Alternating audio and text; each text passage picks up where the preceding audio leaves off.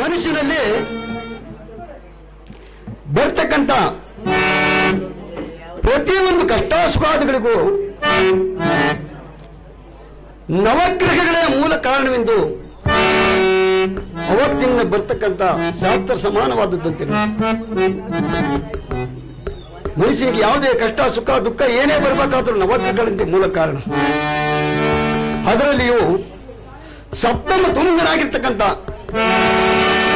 ಶನೇಶ್ವರ ರೂಪಿನಲ್ಲಿ ಕಪ್ಪು ರೂಪವನ್ನು ಹೋಲುವಂತವನು, ಕಾಕವಾಗದಿಂದ ಸಂಚಾರ ಮಾಡತಕ್ಕಂಥವನು, ಈತನು ಗ್ರಹಗಳನ್ನೆಲ್ಲ ತನ್ನ ಅಧೀನದಲ್ಲಿ ಇಟ್ಕೊಂಡಿರೋನು ನೋಡಿ. ದೇವಾನು ದೇವತೆಗಳಿಂದ ಬಿಡದಂತೆ ಕಾಡಿದವನು. ಇಂತಹ ಕಾಕವಾಗನ್ನು ಕಲಿಪಿಸನಾಗಿರ್ತಕ್ಕಂಥ ಈ ಶನಿದೇವರ ಚರಿತ್ರೆಯನ್ನು, ಆತನ ನಾಮಾಂಕಿತವನ್ನು ಭಗವಂತನ ಸ್ಮರಣೆಯನ್ನು ಸ್ಮರಿಸಲು ನಮಗೊಂದು ಅವಕಾಶವನ್ನು ದೊರಕಿರೋದು ನಮ್ಮ ಮಹಾಪುಣ್ಯ ನೋಡಿ. ನಾವು ದಾಸರು ಅಂತ ಹೇಳ್ಕೊಳ್ಳೋ ಶಕ್ತಿ ನಮಗಿಲ್ಲ. ಯಾಕಂದ್ರೆ ನಾವು ವಿದ್ಯಾವಂತರಲ್ಲ, ಅವಿದ್ಯಾವಂತರು ನಾವು. ಯಾರಾದ್ರೂ ಕತೆ ಮಾಡಿರ್ತಾವ, ಕೇಳ್ಕೊಂಡು ತಿಳ್ಕೊಂಡು ನಮ್ಮ ಬುದ್ಧಿಲಿ ಇಟ್ಕೊಂಡು, ಅದರಲ್ಲಿ ಸಹ ನನಗೆ ಗುರುಗಳಾಗಿರ್ತಕ್ಕಂಥ ಸಿದ್ದಪ್ಪಾಜಿಯವರು ಸಂಗೀತ ನಿರ್ದೇಶಕರು ಹಾಗೂ military ex service men retired ಆಗಿರ್ತಕ್ಕಂಥ ಒಬ್ಬರು ವ್ಯಕ್ತಿ ಇವತ್ತು ಅನೇಕ ಜನಕ್ಕೆ ವಿದ್ಯಾಭ್ಯಾಸ ಮಾಡ್ತಾವ್ರೆ. ಅನೇಕ ಜನಕ್ಕೆ ಎಷ್ಟು ಜನಕ್ಕೆ ಮಾಡಿದ್ದಾರೋ, ನನ್ನ ಮಗನಿಗೋಸ್ಕರ ವಿದ್ಯಾಭ್ಯಾಸ ಮಾಡಿದ್ರು, ಸಂಗೀತ ಕಲಿಸಿದ್ದಾರೆ. ಅವರು ನನಗೆ ಒಂದು ಹಾಡು ಆಡಿಸಿ, ಇಲ್ಲ ನೀನು ಪ್ರಯತ್ನ ಪಟ್ರೆ ನೀನು ಕತೆ ಮಾಡಬಹುದು, ನೀನು ಭಯ ಬೀಳಬೇಡ, ನೀನು ಪ್ರಯತ್ನ ಪಡಲೇಬೇಕು ಅಂತ ನನಗೆ ಬಹಳ ಅವರು ಯಾವ ಟೈಮಿಗೋ ಯಾವಾಗ ಬರ್ತಾರೋ ಅಂತ ನನಗೆ ಗೊತ್ತಾಗಲ್ಲ. ಅಷ್ಟು ನಮ್ಮ ಮೇಲೆ ಅಭಿಲಾಷೆ ಇಟ್ಕೊಂಡು ಬಂದು ನಮ್ಗೆ ಈ ಕತೆ ಮಾಡೋಕ್ಕೆ ಮಾರ್ಗ ತುಂಬಿ ನನಗೆ ಜೀವ ತುಂಬಿ ಶಕ್ತಿ ಕೊಟ್ಟಂತವರು. ಅವರ ಪಾದಾರವಿಂದಕ್ಕೆ ನಾನು ಇವತ್ತು ನಮಸ್ಕಾರ ಮಾಡ್ತಾ ಇದ್ದೀನಿ. ಅದು ಅಲ್ಲದೆ ನನಗೆ ಜನ್ಮ ಕೊಟ್ಟಂತ ತಂದೆ ತಾಯಿಗಳು ಇವತ್ತು ಅವರು ಇಲ್ಲ. ಈ ದಿವಸ ಅವರಿದ್ರೆ ಎಷ್ಟು ಆನಂದ ಪಡೋದು ನನಗೆ ಗೊತ್ತಿರಲಿಲ್ಲ. ಯಾಕಂದ್ರೆ ಒಬ್ಬ ಅವಿದ್ಯಾವಂತ ತಪ್ಪೇ ಹೇಳ್ತಾನೋ ನಿಜನೇ ಹೇಳ್ತಾನೋ ಗೊತ್ತಿಲ್ಲ, ಇಷ್ಟು ಜನರ ಮುಂದೆ ನಿಂತ್ಕೊಂಡು ದೇವರಾಗ ಅವನು ಮಾಡ್ತಾನಲ್ಲ ಅಂತೇಳಿ ನಮ್ಮ ತಂದೆ ತಾಯಿ ಸಂತೋಷ ಪಡೋರು. ಆದರೆ ನಮ್ಮ ಭಾಗ್ಯ ದುರ್ಭಾಗ್ಯ ಇಲ್ಲ. ಅವರಿಲ್ಲದಿದ್ರು ಸಹ ಅವ್ರ ಪಾದಾರವಿಂದಕ್ಕೆ ನಾನು ಸಾಷ್ಟಾಂಗ ವಂದನೆ ಅರ್ಪಿಸ್ತಾ ಇದ್ದೀನಿ. ಅದು ಮತ್ತೊಂದೇನಪ್ಪ ಅಂದ್ರೆ, ನನಗೆ ಈ ಕತೆ ಮಾಡಕ್ಕೆ ಅವಕಾಶ ಮಾಡತಕ್ಕಂಥ ನನ್ನ ಶ್ರೀಮತಿ ಶಾರದಮ್ಮ ಅವರು ನನಗೆ ಬಹಳ ಹೆಲ್ಪ್ ಮಾಡಿದ್ದಾರೆ ಇದರಿಗೆ. ಯಾಕಪ್ಪ ಅಂದ್ರೆ, ಇಲ್ಲ ನೀವು ಮಾಡಲೇಬೇಕು, ನನ್ಗೇನು ಬರೋದು ಸುಮ್ಮನಮ್ಮ, ಇಲ್ಲ ದಾಸರೇ ನೀವು ದಾಸರ ಆಗಲೇಬೇಕು. ಇವತ್ತು ನನ್ನ ಹೆಸರು ಕರೆಯ ಅವ್ರು ದಾಸರಿಂದಲೇ ಕರೆಯೋದು. ಆಯಮ್ಮನಿಗೆ ಅಷ್ಟೊಂದು ಆನಂದ. ಇವತ್ತು ಆಯಮ್ಮನಿಗೋಸ್ಕರ ನಾನು ಕೃತಜ್ಞತೆ ಹೇಳಕ್ಕೆ ಇಷ್ಟಪಡ್ತಾ ಇದ್ದೀನಿ. ಮತ್ತು ನನಗೆ ಸಂಬಂಧ ನಮ್ಮ ಅಕ್ಕನ ಮಗ, ವಯಸ್ಸಿನಲ್ಲಿ ನಮಗಿಂತ ಹಿರಿಯವರು, ಹಾರ್ಮೋನಿ ಮಾಸ್ಟ್ರು, ಒಳ್ಳೆ ಸಂಗೀತ ಮಾಡಿದ್ದಾರೆ, ಎಲ್ಲ ನಾಟಕಗಳು ಆಡಿಸ್ತಾರೆ ಅವರು. ಅವ್ರಿಗೂ ಸಹ ಇವತ್ತು ಅವ್ರ ಪಾದಕ್ಕೆ ನಮಸ್ಕಾರ ಮಾಡ್ಕೊಂಡು ಅವ್ರಿಗೂ ಸಾಷ್ಟಾಂಗ ನಾನು ಒಂದೇ ಸಲ್ಲಿಸ್ತಾ ಇದ್ದೀನಿ. ಮತ್ತು ಅಶೋಕ್ ಮಾಸ್ಟ್ರು ಅಂತ ಅವರು ಹರ್ಕತೆ ದಾಸರು, ಕ್ಯಾಶಿಯೋ ನುಡಿಸ್ತಾರೆ, ತಬಲಾ ನುಡಿಸ್ತಾರೆ, ಹಾರ್ಮೋನಿಯಂ ನುಡಿಸ್ತಾರೆ, ನಾಟಕ ಮಾಡ್ತಾರೆ, ಹರ್ಕತೆ ಮಾಡ್ತಾರೆ. ಒಂದಿನ ಪುರುಷತೆ ಇರಲ್ಲ ಅವ್ರಿಗೆ. ಅಂಥವ್ರ ಮುಂದೆ ನಾವು ನಿಂತ್ಕೊಂಡು ಇವತ್ತು ಮಾಡ್ತಾ ಇದ್ದೀವಿ ಅಂದರೆ ನಾವೇ ಭಾಗ್ಯಶಾಲಿ ಅಂತ ಹೇಳ್ಕೊಬೋದು. ಅವ್ರಿಗೂ ಸಹ ನಾನು ಇವತ್ತು ಈ ದಿವಸ ಕೃತಜ್ಞತೆ ಅರ್ಪಿಸ್ತಾ ಇದ್ದೀನಿ. ಮತ್ತು ಮತ್ತೊಬ್ಬರು ನಮಗೆ ಸೋದರ ತಬಲಾ ಮಾಸ್ಟ್ರು ಕೃಷ್ಣಮೂರ್ತಿ ಅಂತ ಇವರ ಹೆಸರು. ಅವ್ರಿಗೂ ಸಹ ಈ ದಿವಸ ನಾನು ಅವ್ರಿಗೂ ಸಹ ಸಾಷ್ಟಾಂಗ ವಂದನೆಯನ್ನು ಸಲ್ಲಿಸ್ತಾ ಇದ್ದೀನಿ. ಮತ್ತು ಇನ್ನೊಬ್ರು ವಯಸ್ಸಿನಲ್ಲಿ ಹಿರಿಯವರು ಕೆಂಪಣ್ಣ ಅಂತ, ಅವರು ಗಡ ನುಡಿಸ್ತಾವ್ರೆ. ಅವರು ಸಹ ನಾನು ಈ ದಿವಸ ಧನ್ಯವಾದವನ್ನು ಹೇಳಕ್ಕೆ ಇಷ್ಟಪಡ್ತಾ ಇದ್ದೀನಿ. ಮತ್ತು ನಮಗೆ ಎಲ್ಲರಿಗೂ ಹಿರಿಯರು ಒಬ್ರು ಗುರುಗಳು, ಸ್ವಾಮಿ ಹೆಸರೇನು ಸ್ವಾಮಿ, ಹನುಮಂತಯ್ಯ ಅಪ್ಪರು, ಅವರು ತಬಲಾ ಮಾಸ್ಟ್ರು. ಅವರು ನನಗೆ ಮಿಲಿಟರಿಲಿ ಇದ್ದವರು. ಇವರೆಲ್ಲ ಮಿಲಿಟರಿಲಿ ಇದ್ದು ರಿಟೈರ್ಡ್ ಆಗಿ ಮನೆಗಿದ್ದಾರೆ. ಒಳ್ಳೆ ತಬಲಾ. ಅವ್ರಿಗೂ ಸಹ ನಾನು ಇವತ್ತು ಧನ್ಯವಾದಗಳು ಹೇಳಕ್ಕೆ ಇಷ್ಟಪಡ್ತಾ ಇದ್ದೀನಿ. ಮತ್ತು ಇಲ್ಲೆಲ್ಲ ಕುಂತಿರ್ತಕ್ಕಂಥ ಸಭಿಕರು, ಏನಾದರೂ ಇದು ಕತೆ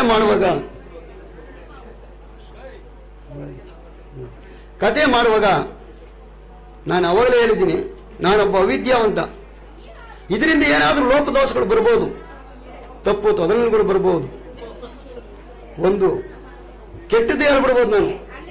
ಆದ್ದರಿಂದ ನೀವ್ಯಾರು ನಿಮ್ಮ ಮನಸ್ಸಿಗೆ ತಪ್ಪು ತಿಳ್ಕೊಂಡಂಗೆ ನನ್ನನ್ನೆಲ್ಲ ಕ್ಷಮಿಸಬೇಕು ಅಂತ ನಿಮ್ಮೆಲ್ಲರ ಪಾದಾರವಿಂದಕ್ಕೆ ನಾನು ಇವತ್ತು ದಿವಸ ಶಾಸ್ತ್ರಾಂಗ ಒಂದನೇ ಸಲ್ಲಿಸಕ್ಕೆ ಇಷ್ಟಪಡ್ತಾ ಇದ್ದೀನಿ.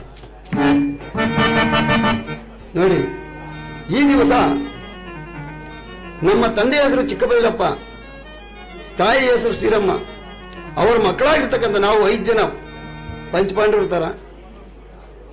ನಾನು ಕಿರಿಯವನು.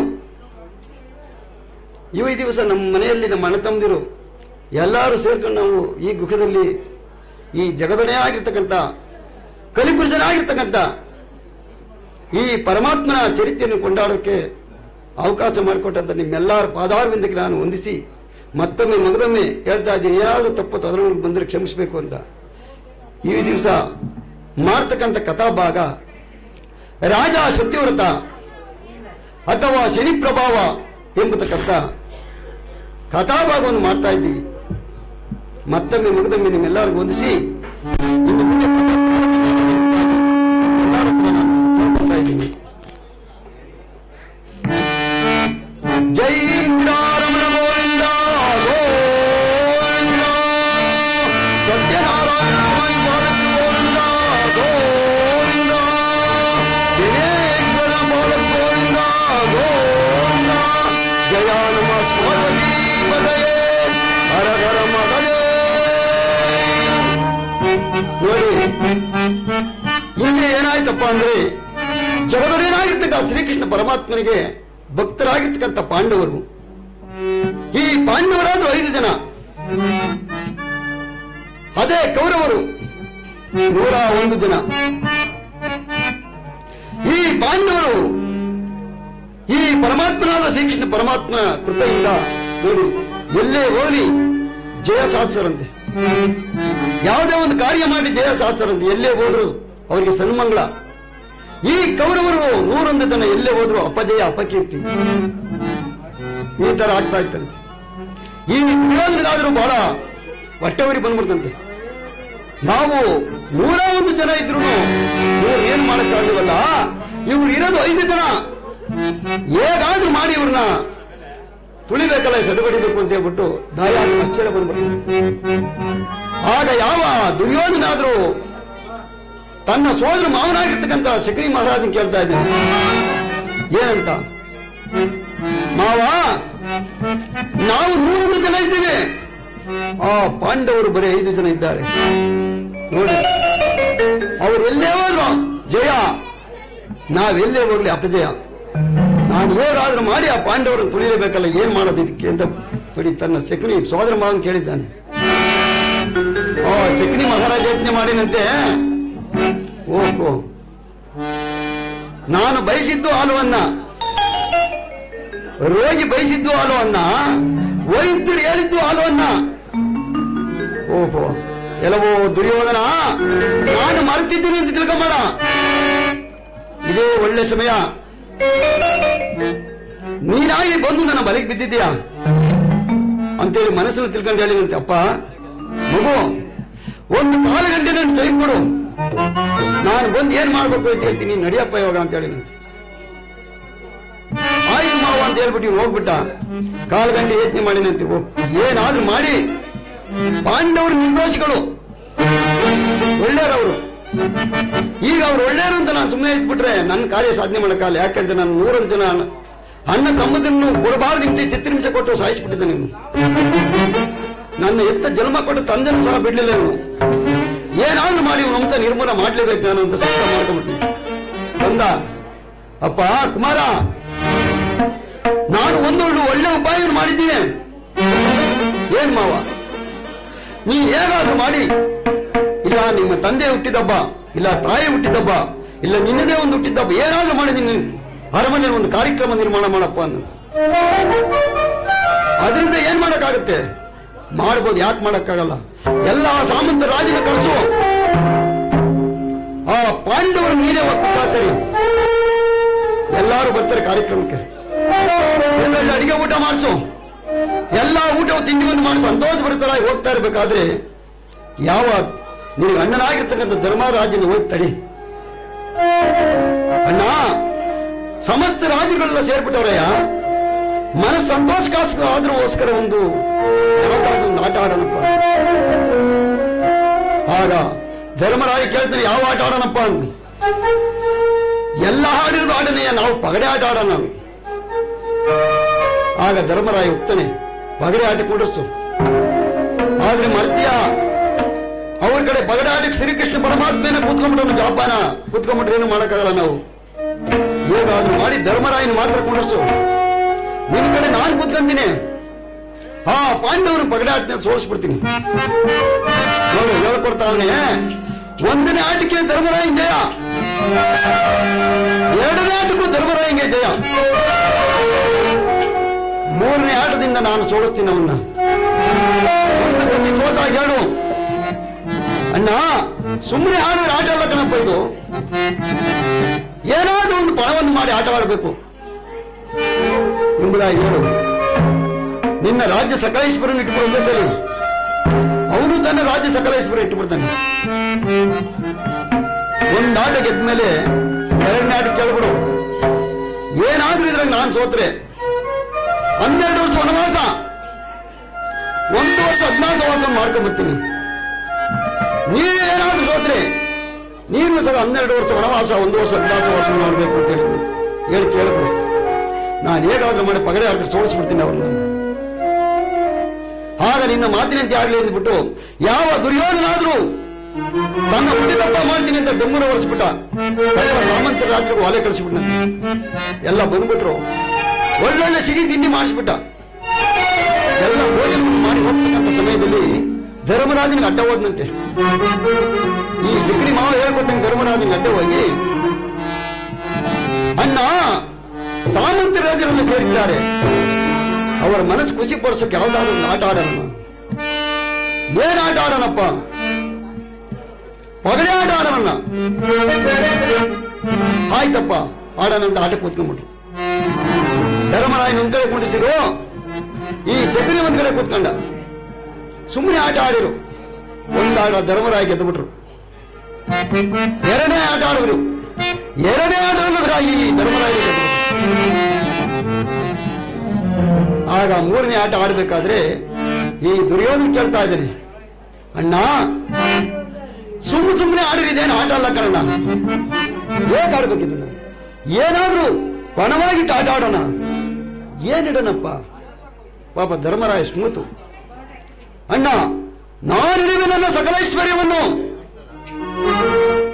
ನೀನೇನು ಇಡ್ತೀಯ? ನಾನು ನನ್ನ ಸಕಲೈಶ್ವರ್ಯ ಇರ್ತೀನಪ್ಪ, ನನ್ನ ರಾಜ್ಯ ಕೋಶಾದಿಗಳನ್ನು ಇಟ್ಟುಬಿಡ್ತೀನಿ. ಆಗ ರಾಜ್ಯ ಕೋಶಾದಿಗಳನ್ನು ಇಟ್ಟುಬಿಟ್ಟಿದ್ರು ಪಣಕ್ಕೆ. ಯಾವ ಶಕುನಿ ಕುತಂತ್ರದಿಂದ 1ನೇ ಆಟನೇ ಹೊಡೆದ್ಬಿಟ್ಟ ಅವನು. ಇನ್ನು 2ನೇ ಆಟಕ್ಕೆ ಏನಿಡ್ತೀಯಪ್ಪ? ಧರ್ಮರಾಯನ ರಾಜ್ಯ ಇಲ್ಲ, ಏನ್ ಮಾಡ್ತಾನೆ? ನಮ್ಮ 5 ಅಣ್ಣ ತಮ್ಮರನ್ನ ಇಟ್ಟುಬಿಡ್ತೀನಿ ಅಂತ. ಅದರಲ್ಲೂ ಸಹ ಶಕುನಿ ಮಹಾರಾಜನಿಗೆ ಗೆದ್ದುಬಿಟ್ಟ. ಇನ್ನು 3ನೇ ಆಟಕ್ಕೆ ಏನಿಲ್ಲ ಉಳಿದಿದೆ ಧರ್ಮರಾಯಂತವ, ಏನಿಲ್ವಲ್ಲ. ಆಗ 3ನೇ ಆಟ ಆಡುವಾಗ ಹೇಳ್ದ ಅವನು, ಅಣ್ಣ ಇದು ಮನೆ ಆಟ, ಮನೆ ಆಟಕ್ಕೆ ಏನಿರ್ತೀಯ? ಏನಿದೆ? ಏನೂ ಇಲ್ಲ. ಇನ್ನ ಪರಮ ಪತೂರತೆ ಆಗಿರ್ತಕ್ಕಂಥ ದ್ರೌಪದಿ ಮಾತ್ರ ಉಳಿದಿರೋದು. ದ್ರೌಪದಿನೇ ಪಣವಾಗಿಟ್ಟುಬಿಟ್ಟ ಧರ್ಮನಂದನ. ಆಗ ಈ ದುರ್ಯೋಧನ ಹೇಳ್ತಾ ಇದ್ದಾನೆ, ನೋಡಯ್ಯ, ಈ ವಾಟದಲ್ಲಿ ಏನಾದ್ರೂ ನೀ ಸೋತ್ರೆ ನೀನು 12 ವರ್ಷ ವನವಾಸ, 1 ವರ್ಷ ಅಜ್ಞಾತವಾಸ ಮಾಡಬೇಕು. ಆ 12 ವರ್ಷ ವನವಾಸ, 1 ವರ್ಷ ಅಜ್ಞಾತವಾಸದಲ್ಲಿ ಯಾರ ಕಣ್ಣಿಗಾದ್ರೂ ಇದ್ರೆ ಗೋಚರ ಆಯ್ತಾರೆ, ಮತ್ತೆ ಇನ್ನು 12 ವರ್ಷ 1 ವರ್ಷ ಅಜ್ಞಾತವಾಸ ಜಾಸ್ತಿ ಮಾಡಬೇಕು ಅಂತೇಳಿ. ನಾನೇನಾದ್ರೂ ಇದ್ರೆ ಸೋತ್ರೆ ನಾನು ಸಹ ಹಾಗೆ ಮಾಡ್ತೀನಿ. ನೋಡಿ, 3ನೇ ಸಲ ತನ್ನ ಐಲಿತನಕ್ಕೆ ಸತಿಯಾಗಿರ್ತಕ್ಕಂಥ ದ್ರೌಪದಿ, ಆ ದ್ರೌಪದಿಯ ಪಣವಾಗಿಟ್ಬಿಟ್ಟಂತೆ ಧರ್ಮರಾಯ. ಆ ಮೂರನೇ ಆಡೋದು ಸಗಣಿನೇ ಗೆದ್ದುಬಿಟ್ಟ. ಆಗ ದುರ್ಯೋಧನ ಕೂಡಲೇ ಹೇಳ್ದ, ಮಧ್ಯೆ ದಾಯಾದಿ ಮಚ್ಚರ ಇತ್ತವನಿಗೆ, ಅಯ್ಯ ಧರ್ಮನಂದನ, ಸಕಲ ಐಶ್ವರ್ಯವನ್ನು ಸೋತು ದಾಸನಾಗಿದ್ದೀಯಾ, ನಿನ್ನ ಅಣ್ಣ ತಮ್ಮಂದಿರೂ ಸಹ ಸೋತು ದಾಸನಾಗಿದ್ದೀಯ, ನೀನು ಕಟ್ಟಿಕೊಂಡ ಹೆಂಡತಿನ ಸೋತಿದ್ದೀಯಾ, ಈಗಲೇ ನೀನು ಹೊಡ್ತಾ ಇರಬೇಕು, ವನವಾಸಕ್ಕೆ ಸಿದ್ಧನಾಗು. ಆಗ ಯಾವ ತನ್ನ ಸಹೋದರ ಒಡಗೂಡಿರ್ತಕ್ಕಂಥ ಭೀಮ, ಅರ್ಜುನ, ನಕುಲ, ಸಹದೇವರು ಮತ್ತು ಪಾಂಚಾಲಿ ಸಿಂಗಳ ಕಾಮಿಕಾವನಿಗೆ ಬಂದಿದ್ದಾರೆ ನೋಡಿ ವನವಾಸಕ್ಕೆ. ಆ ಕಾಮಿಕಾವನದಲ್ಲಿ ಪಂಚವಟಿ ಎಂಬ 5 ಗುಡಿಸಲು ನಿರ್ಮಾಣ ಮಾಡಿದರು. ಭೀಮ, ಅರ್ಜುನ, ನಕುಲ, ಸಹದೇವ ಇವರಿಗೆ 5 ಗುಡಿಸಲನ್ನು ನಿರ್ಮಾಣ ಮಾಡಿಕೊಂಡು ಅದರಲ್ಲಿ ಕಾಲ ಕಳೆಯಬೇಕಾದ್ರೆ ಈ ಶ್ರೀಕೃಷ್ಣ ಪರಮಾತ್ಮನ ಪರಮಭಕ್ತನಾಗಿರ್ತಕ್ಕಂಥ ಯಾವ ಧರ್ಮನಂದನಾದರೂ ಆ ಸೂರ್ಯದೇವರನ್ನು ಕುರಿತು ಜಪ ಮಾಡಿದ್ದಾರೆ. ಸೂರ್ಯದೇವರಾದರೂ ಈ ಧರ್ಮನಂದನ ಭಕ್ತಿಗೆ ಮೆಚ್ಚಿ ಅಕ್ಷಯ ಪಾತ್ರೆ ದಾನ ಮಾಡಿದ್ದಾರೆ. ಅಕ್ಷಯ ಪಾತ್ರೆಯನ್ನು ಕೊಟ್ಟಿದ್ದಾರೆ. ಈ ಅಕ್ಷಯ ಪಾತ್ರೆ ಪ್ರಭಾವ ಏನಪ್ಪ ಅಂದ್ರೆ, ಯಾವ ಮಹಾಪತಿಯಾಗಿರ್ತಕ್ಕಂಥ ದ್ರೌಪದಿಯಾದ ಶಕ್ತಿಪುತ್ರಳಾಗಿ ಆ ಅಕ್ಷಯ ಪಾತ್ರೆಯ ಮುಂದೆ ನಿಂತು ಜ್ಞಾನವನ್ನು ಮಾಡಿದ್ದೇ ಆದರೆ ಇವರು ಯಾವ ಭಕ್ಷ ಭೋಜನವನ್ನು ಕೇಳ್ತಾರೋ ಅದನ್ನು ಕೊಡ್ತಾ ಇತ್ತಂತಾರೆ. ಅದು ಎಲ್ಲಿವರೆಗೂ ಕೊಡ್ತಿತ್ತಪ್ಪ ಅಂದ್ರೆ, ಇವರೆಲ್ಲರೂ ಊಟವಾಗಿ ಮಲಗವರೆಗೂ ಕೊಡ್ತಿದ್ದಂತೆ. ಮಲಗಿದ ಮೇಲೆ ಕೊಡ್ತಾ ಇರಲಿಲ್ಲ, ಅದು ಏನೇ ಬೇಡಿದ್ರು ಕೊಡ್ತಾ ಇರಲಿಲ್ಲ. ಇದೇ ರೀತಿ ಕಾಲ ಕಳೀತಿರ್ಬೇಕಾದ್ರೆ ಒಂದು ದಿವಸ ಏನಾಗಿದೆಯಪ್ಪ ಅಂದ್ರೆ, ಈ ಅಕ್ಷಯ ಪಾತ್ರೆಯ ಮುಂದೆ ನಿಂತು ಅದನ್ನು ಬೇಡಿ ಒಳ್ಳೆ ಭಕ್ಷ್ಯ ಭೋಜನವನ್ನು ತಯಾರು ಮಾಡಿ ತನ್ನ ಪದಿಗಳಾಗಿರ್ತಕ್ಕಂಥ 5 ಜನಕ್ಕೆ ಊಟವನ್ನು ಬಡಿಸ್ತಾ ಇದ್ದಾನೆ. ಆ ಊಟವನ್ನು ಬಡಿಸ್ತಾ ಇರಬೇಕಾದ ಸಮಯದಲ್ಲಿ ಯಾವ ಬ್ರಹ್ಮಮಾನಸ ಪುತ್ರರಾಗಿರ್ತಕ್ಕಂಥ ನಾರದ ಮಹರ್ಷಿಗಳಲ್ಲಿ ಆಗಮಿಸ್ತಾ ಇದ್ದಾರೆ. ಯಾವ ರೀತಿ ಬರ್ತಾ ಇದ್ದಾರೆ ನೋಡಿ.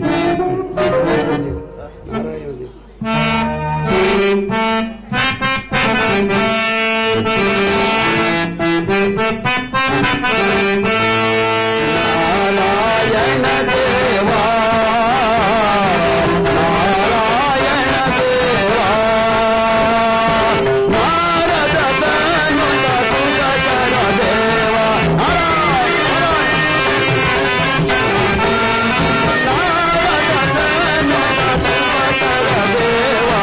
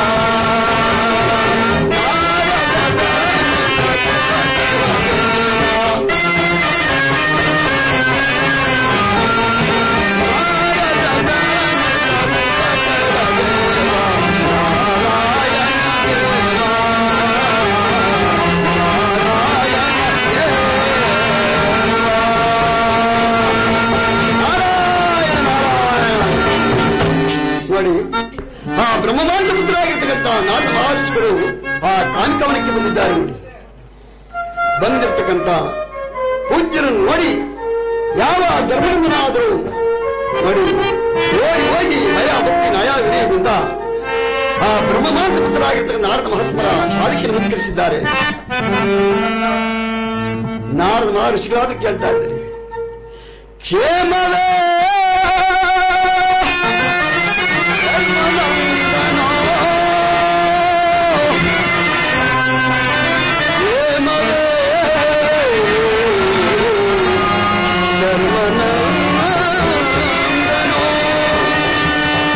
ಧರ್ಮರಾಜ, ಕ್ಷೇಮವೇನಪ್ಪ?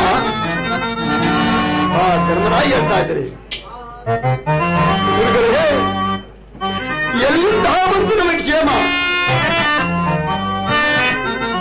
ರಾಜ್ಯಾದಿ ಸಕಲ ಐಶ್ವರ್ಯವನ್ನು ಸೋತು ದಾಸರಾಗಿ ಕೊಟ್ಟ ಮಾತಿನಂತೆ ವನವಾಸಕ್ಕೋಸ್ಕರ ಈ ಕಾಮಿಕ ಹವನಕ್ಕೆ ಬಂದಿದ್ದೇವೆ. ಈ ನನ್ನ ಸಹೋದರರು ಭೂಲೋಕದ ಪರಾಕ್ರಮಿಗಳಂತಾಗಿದ್ದರೂ ಸಹ ದಿನೇ ದಿನೇ ಮಂಜು ಮುಸುಕಿದ ಸೂರ್ಯನಂತೆ ಇಳಿಸಲಾಗುತ್ತಿದ್ದಾರೆ. ಎಲ್ಲಿಂದ ಬರಬೇಕು ನಮಗೆ ಕ್ಷೇಮ?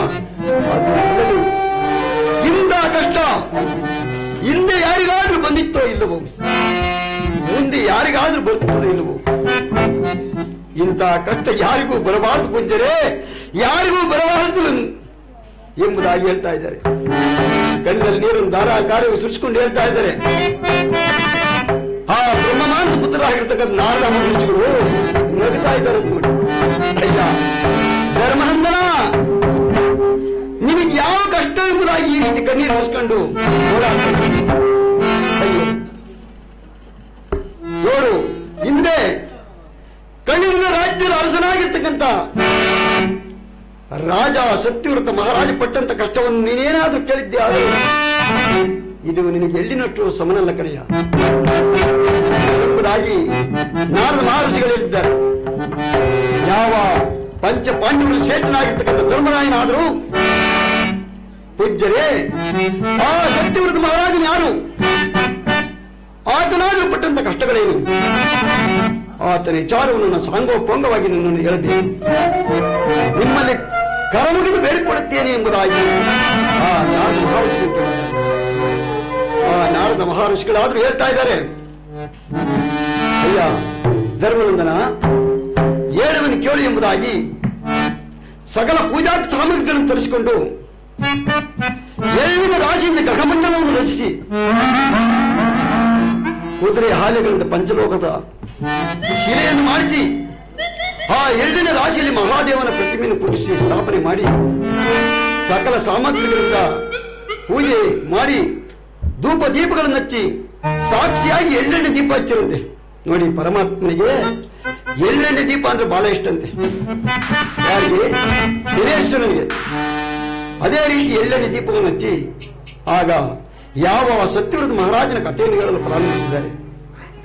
ಅಯ್ಯ ಮಹಾರಾಜ, ಹಿಂದೆ ಕಳಿಂಗ ಪಟೇಲ್ ಅಂತಕ್ಕಂಥ ಗೋವಿಂದ ಸಮ ಮಹಾರಾಜ, ಆತನ ಹೆಂಡತಿ ಸತ್ಯವತಿ, ಇವರ ಆಳ್ವಿಕೆಯಲ್ಲಿ ಸುಭಿಕ್ಷೆ ತಾಂಡವಾಡ್ತಿತ್ತಂತೆ. ಯಾವ ಜಗದೊಡೆಯನಾಗಿರ್ತಕ್ಕಂಥ ಕಲಿಪುರುಷನ ಮಹಿಮೆಯಿಂದ ಸುಭಿಕ್ಷೆ ತಾಂಡವಾಡ್ತಿತ್ತಂತೆ. ಯಾವುದಕ್ಕೂ ಬರ್ತಾ ಇಲ್ಲ.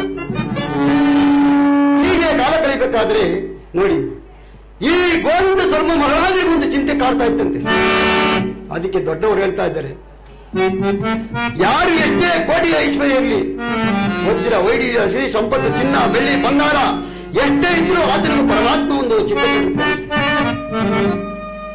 ಎಂತವ್ರಿಗೂ ಒಂದು ಚಿಂತೆ ಕೊಟ್ಟಿರ್ತಾನಂತೆ. ದುಡ್ಡಿರೋರ್ಗೂ ಒಂದು ಚಿಂತೆ, ದುಡ್ಡು ಇಲ್ದವ್ರಿಗೂ ಒಂದು ಚಿಂತೆ, ಭಿಕ್ಷೆ ಮಾಡೋರ್ಗೂ ಒಂದು ಚಿಂತೆ. ಭಿಕ್ಷೆ ಮಾಡೋರ್ಗೆ ಏನಪ್ಪಾ ಅಂದ್ರೆ ಭಿಕ್ಷೆ ಬೇಡ್ಕೊಂಡು ಹೋಗ್ತಾ ಇರ್ತಾನೆ. ಯಾರಾದ್ರೂ ಒಂದು 10 ರೂಪಾಯಿ ಕೊಟ್ಟು ಸಂತೋಷ ಪಡ್ತಾನೆ. ಯಾರಾದ್ರೂ 4 ಅಣಿ 8 ಅಣಿ ಕೊಟ್ಟರೆ ಅವನಿಗೂ ಮನಸ್ಸು. ಅದೇ ರೀತಿಯಾಗಿ ಈ ಗೋವಿಂದ ಸರ್ಪನ ಏನಪ್ಪಾ ಚಿಂತೆ ಅಂದ್ರೆ ಮಕ್ಕಳಿಲ್ಲ,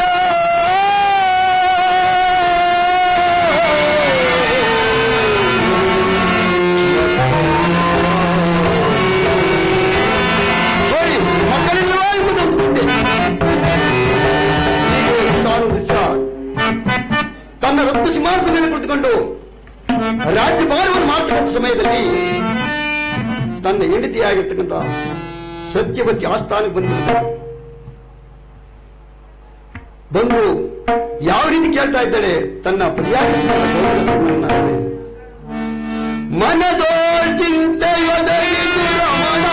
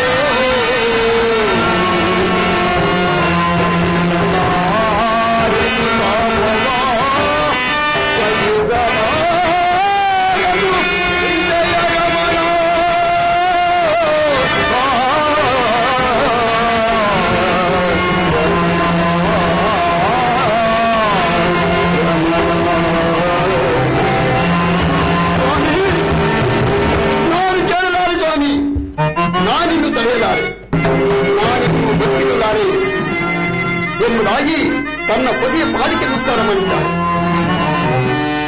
ಯಾವ ಗೋವಿಂದ ಶರ್ಮ ಮಹಾರಾಜರಾದರೂ ತನ್ನ ಧರ್ಮಪತ್ನಿ ಸಮಾಧಾನಪಡಿಸಿ ಹೇಳ್ತಾ ಇದ್ದಾರೆ, ಏನಮ್ಮ ಸ್ವಾಮಿ, ಹಾದಿ ಬೀದಿ ಜನರೆಲ್ಲರೂ ನಮ್ಮನ್ನು ನೋಡಿ ಗೊಡ್ಡು ರಾಜ ಗೊಡ್ಡು ರಾಣಿ ಎಂಬುದಾಗಿ ಆಡ್ಕೊಳ್ತಾ ಇದ್ದಾರೆ.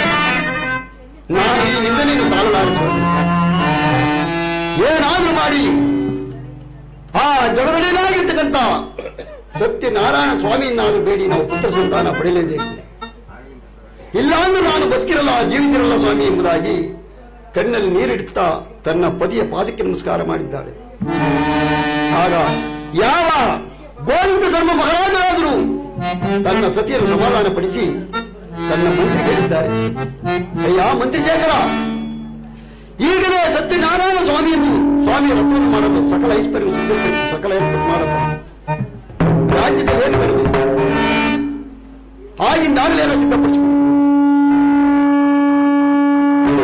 ಆಗಿನ ಕಾಲದಲ್ಲಿ ಏನಾಗಿತ್ತಪ್ಪ ಅಂದ್ರೆ ಮಕ್ಕಳ ಸಂತಾನವನ್ನು ಪಡಿಬೇಕಾದ್ರೆ ಯಾವ ಯಜ್ಞಾದಿಗಳನ್ನು ಮಾಡಿ ಮಕ್ಕಳ ಸಂತಾನ ಪಡಿಬೇಕಾಗಿತ್ತಂತೆ.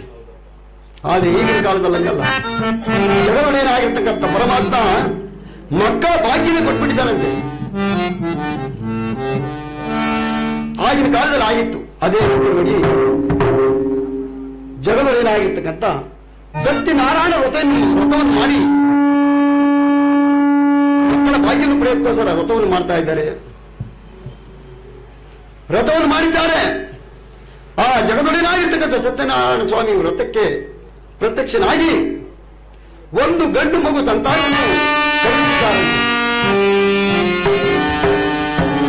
ಗಂಡು ಮಗು ಸಂತಾನವನ್ನು ಕರುಣಿಸಿದ್ದಾರೆ. ಯಾವ ಮಹಾರಾಣಿಯಾಗಿರ್ತಕ್ಕಂಥ ಸತ್ಯವತಿಗೆ ಮಾಸವೊಂದು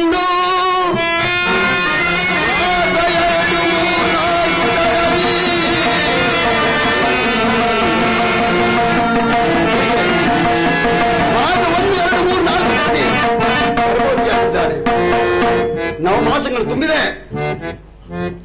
ಒಂದು ಶುಭವೇಳೆ ಶುಭ ಲಗ್ನದಲ್ಲಿ ಗಂಡು ಮಗು ಜನನವಾಗಿದೆ ಅಂತ ನೋಡಿ. ಗಂಡು ಮಗು ಜನನವಾಗಿದೆ. ರಾಜರಾಣಿಯರಿಗೆ ಎಲ್ಲಿಲ್ಲದಂತ ಆಶ್ಚರ್ಯ ಆನಂದ. ಪಲ್ಲೆಗಳ ಜನರನ್ನು ಸಂತೋಷಿತರಾಗಿದ್ದಾರೆ. ಅದೇ ಸಂತೋಷದಲ್ಲಿ ಯಾವ ಗೋವಿಂದ ಶರ್ಮ ಮಹಾರಾಜರಾದರೂ ನನ್ನ ಬ್ರಾಹ್ಮಣತ್ವವನ್ನು ಕರ್ಸ್ಕೊಂಡ್ಬಿಟ್ರಂತೆ. ಬ್ರಾಹ್ಮಣತ್ವವನ್ನು ಕರ್ಸ್ಕೊಂಡು ಹೇಳ್ತಾ ಇದ್ದಾರೆ, ಬ್ರಾಹ್ಮಣತ್ವವೇ ಸಂತಾನವಾಗಿದೆ, ಈ ದಿವಸ ಮಹದಾನಂದವಾಗಿದೆ, ಒಟ್ಟಿಗೆ ಜಾತಕ ನಾಮಕರಣವನ್ನು ಮಾಡಿರುವುದಾಗಿ ಆ ಬ್ರಾಹ್ಮಣತ್ವವಾದರೂ ತಮ್ಮಲ್ಲಿ ಇರ್ತಕ್ಕಂಥ ಜಾತಕವನ್ನು ತೆಗೆದು ಪಂಚಾಂಗವನ್ನು ನೋಡಿ ಹೇಳಿದ್ದಾರೆ, ಅಯ್ಯ ಮಹಾರಾಜ, ಇದು ಸಾಮಾನ್ಯವಾದ ಮಗು ಅಲ್ಲ ಕಣಪ್ಪ. ಸತ್ಯನಾರಾಯಣ ಸ್ವಾಮಿಯ ವ್ರತದಿಂದ ಜನಿಸಿರ್ತಕ್ಕಂಥ ಮಗು ಮುಂದೆ ಅರಸನಾಗಿ ರಾಜ್ಯಭಾರವನ್ನು ಮಾಡುವಂತ ಮಗು. ಆದುದರಿಂದ ಈ ಸತ್ಯನಾರಾಯಣ ಸ್ವಾಮಿ ರಥದಿಂದ ಜನಿಸಿರ್ತಕ್ಕಂಥ ಈ ಮಗುವಿಗೆ ಸತ್ಯವ್ರತ ಎಂಬುದಾಗಿ ನಾಮಕರಣ ಮಾಡಿ ಎಂಬುದಾಗಿ ಹೇಳ್ತಿದ್ದಾರೆ. ನೋಡಿ, ಎಲ್ಲರೂ ಸೇರಿ ಆ ಮಗುವಿಗೆ ಸತ್ಯವ್ರತ ಎಂಬುದಾಗಿ ನಾಮಕರಣ ಮಾಡಿದ್ದಾರೆ. ಮಗು ಹುಟ್ಟಿದ ಸಂತೋಷದಲ್ಲಿ ಆನಂದ ಭರಿತರಾಗಿದ್ದಾರೆ. ಹೀಗೆ ಮಗು ಬೆಳೆದು ದೊಡ್ಡದಾಗ್ತಾ ಇದೆ. ಅಂಬೆಗಾಲು ನೀಡ್ತಾ ಅರಮನೆಯಲ್ಲಿರ್ತಕ್ಕಂಥ ಪುರಜನ ಪರಿವಾರವನ್ನು ತನ್ನ ತಂದೆ ತಾಯಿಗಳು ಸಂತೋಷ ಪಡ್ತಾ ಇದ್ದಂತೆ. ಎಳೆ ಮಕ್ಕಳು ಆಟ ಆಡ್ತಿದ್ದಾಗ ಯಾರಿಗೆ ಸಂತೋಷ ಆಗಲ್ಲ? ಅದೇ ರೀತಿ ಓಡಾಡ್ಕೊಂಡು ಸಂತೋಷ ಪಡ್ತಾ ಇದೆ. ಹಿಂಗೆ ಕಾಲ ಕಳೆಯಿತು. ಬೆಳೆದು ದೊಡ್ಡವನಾಗಿರ್ತಕ್ಕಂಥ ಮಗನ ಗುರುಕುಲ ಸೇರಿಸಿರಂತೆ. ಗುರುಕುಲದಲ್ಲಿ ಸಕಲ ವಿದ್ಯೆ ಪಾರಂಗತನಾದ. ಸಕಲ ವಿದ್ಯೆ 64 ವಿದ್ಯೆ ಕಲ್ತನಂತೆ. 64 ವಿದ್ಯೆಯನ್ನು ಕಲಿತು ಪ್ರಾಯ ಸಮರ್ಥಕ್ಕೆ ಬಂದ್ಬಿಟ್ಟ ಮಗ. ಪ್ರಾಯ ಸಮರ್ಥಕ್ಕೆ ಬಂದಿರ್ತಕ್ಕಂಥ ಮಗನಿಗೆ ಮದುವೆ ಮಾಡಬೇಕಲ್ಲ ಎಂಬುದಾಗಿ ಮತ್ತೊಂದು ಚಿಂತೆ ಹುಟ್ಟುಬಿಡ್ತು. ಯಾರಿಗೆ? ಗೋವಿಂದ ಮಹಾರಾಜನಿಗೆ. ಅವರೇನು ಮಾಡಿರು? ಅನೇಕ ದೇಶದ ಸಂಚಾರ ಮಾಡ್ಕೊಂಡ್ಬರ್ತಾರೆ. ಸಂಚಾರ ಮಾಡಿಕೊಂಡು ಅವರಿಗೆ ನೋಡಿ ಸೌರಾಷ್ಟ್ರ ನಗರ್ತಕ್ಕಂಥ ಒಂದು ದೇಶ. ಆ ದೇಶದ ರಾಜ ಸೂರ್ಯಸೇನ ಮಹಾರಾಜ, ಚಂದ್ರಸೇನ ಮಹಾರಾಜ ಅಂತ. ಆತನಿಗೆ ಒಬ್ಬಳು ತಂಗಿ ಇರ್ತಾಳೆ, ಚಂದ್ರಾಶಿ ಅಂತಕ್ಕಂಥ ತಂಗಿ ಇರ್ತಾಳೆ. ಆ ಚಂದ್ರಸೇನ ಹತ್ರ ಮಾತಾಡಿ ಆ ಚಂದ್ರಾಶಿ ಎಂಬರ್ತಕ್ಕಂಥ ವಧುವನ್ನು ತಂದು ಈ ಸತ್ಯವ್ರತ ಎಂಬತಕ್ಕಂಥ ಸತ್ಯವ್ರತನಿಗೆ ಲಗ್ನವನ್ನು ಮಾಡಿದ್ದಾರೆ. ನೋಡಿ, ಲಗ್ನ ಅಂದ್ರೆ ಬಹಳ ವಿಜೃಂಭಣೆಯಿಂದ ನಡೆದಿದೆ ಲಗ್ನ. ಯಾಕಪ್ಪ ಅಂದ್ರೆ ಮಹಾರಾಜರಿಬ್ರು ಅವ್ರಿಗೇನ್ ಕಡಿಮೆ, ಮಹಾರಾಜರಿಗೇನು ಕಡಿಮೆ, ನಾವಾದ್ರೂ ಏನಾದ್ರೂ ಒಂದು ಕಾರ್ಯ ಮಾಡಬೇಕಾದ್ರೆ ಚಿಂತೆ ಮಾಡಬೇಕು. ಯಾರಪ್ಪ ಎಲ್ಲಿ ತೇಳಬೇಕು, ಎಲ್ಲಿ ಕೇಳಬೇಕು, ದುಡ್ಡು ಕಾಸು ಎಲ್ಲಿ ಸಿಗಬೇಕು, ಅವ್ರಿಗೆ ಯಾವ ಚಿಂತೆನೂ ಇಲ್ಲ. ಹೀಗಿರ್ಬೇಕಾದ್ರೆ ಬಹಳ ವೈಭವದಿಂದ ಮದುವೆ ಮಾಡ್ಬಿಡ್ತಾರೆ. ಮದುವೆ ಮಾಡಿ ಕೆಲವಾರು ದಿವಸ ಕಾಲ ಕಳೀತಾರೆ. ಕಾಲ ಕಳೆದಾದ್ಮೇಲೆ ಯಾವ ಸತ್ಯವ್ರತನಾದರೂ ತನ್ನ ಮಾವರನ್ನು ಕೇಳ್ತಾ ಇದ್ದೀನಿ, ಮಾವಾಜಿ, ನಾವು ಬಂದು ಬಹಳ ದಿನವಾಯಿತು, ನಾವಿನ್ನು ನಮ್ಮ ನಾಡಿಗೆ ಹೋಗ್ತೀವಿ, ನಮ್ಮನ್ನ ಕಳಿಸಿಕೊಡಿ ಎಂಬುದಾಗಿ 2 ಕರಗಳನ್ನು ಮುಗಿದು ಕೇಳಿದ್ದಾರೆ. ಯಾವ ಚಂದ್ರಸೇನ ಮಹಾರಾಜರು ತಂಗಿಯನ್ನು ಕಳಿಸಿಕೊಡಬೇಕಾದ್ರೆ ತಂಗಿಯನ್ನು ಕರೆದು ಬುದ್ಧಿ ಹೇಳ್ತಾರೆ. ಅಮ್ಮ, ಕೆಲವು ಬುದ್ಧಿವಾದಗಳು ಹೇಳ್ತೀನಿ ಕೇಳ್ತಾಯಿ. ಭಾವನಾ ಶೇಲೆ ಬಹುಭಕ್ತಿಯಿಂದ ಮಾಡಿ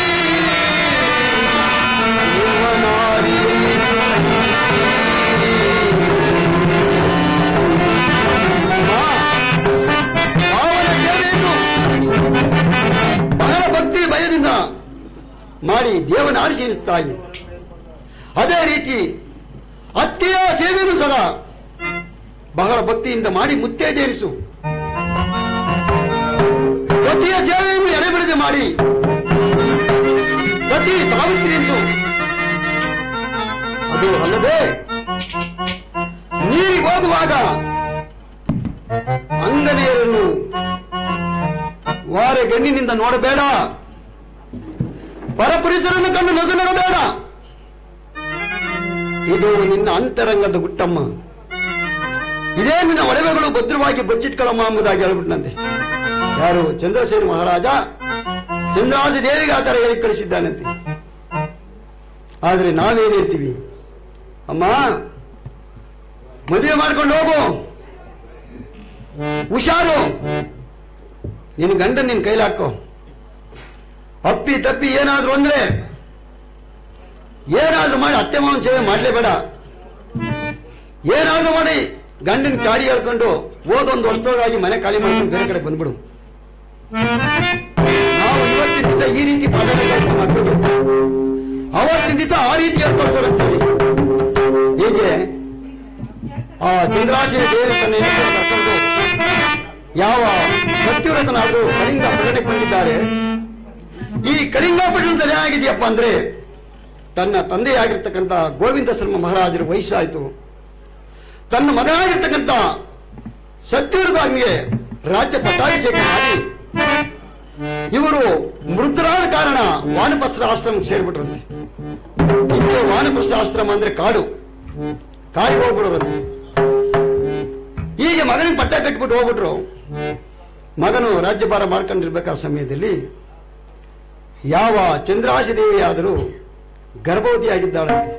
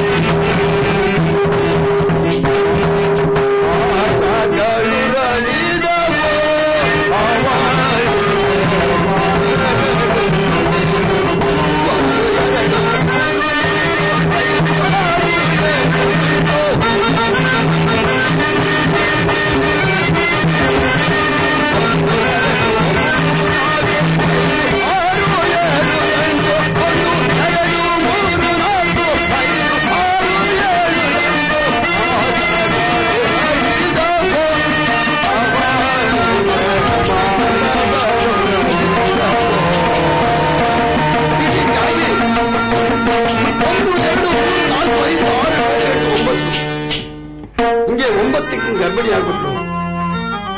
ಈ ಕಡೆ ಏನಾಗಿದೆಯಪ್ಪ ಅಂದ್ರೆ ಯಾವ ಮಹಾರಾಜರಾದರು ನೋಡಿ ರಕ್ತ ಸಿಂಹಾಸನದ ಮೇಲೆ ಕುಳಿತುಕೊಂಡು ರಾಜ್ಯ ಭಾರವನ್ನು ಮಾಡ್ತಾ ಇದ್ದಾರೆ. ಈ ರಾಜ್ಯ ಭಾರವನ್ನು ಮಾಡ್ತಾ ಇರ್ತಕ್ಕಂಥ ಸಮಯದಲ್ಲಿ ಅರಮನೆಯಲ್ಲಿರ್ತಕ್ಕಂಥ ನಾವು ಪಂಡಿತೋತ್ತಮರು ಬಂದಿದ್ದಾರೆ.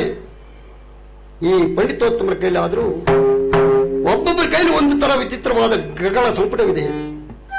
ಇವರೆಲ್ಲರೂ ಒಂದಿಗೆ ಕೂಡಿ ಮಾತಾಡುತ್ತಿದ್ದರಂತೆ ಈ ಮಕ್ಕಳ ವಿಚಾರವನ್ನು.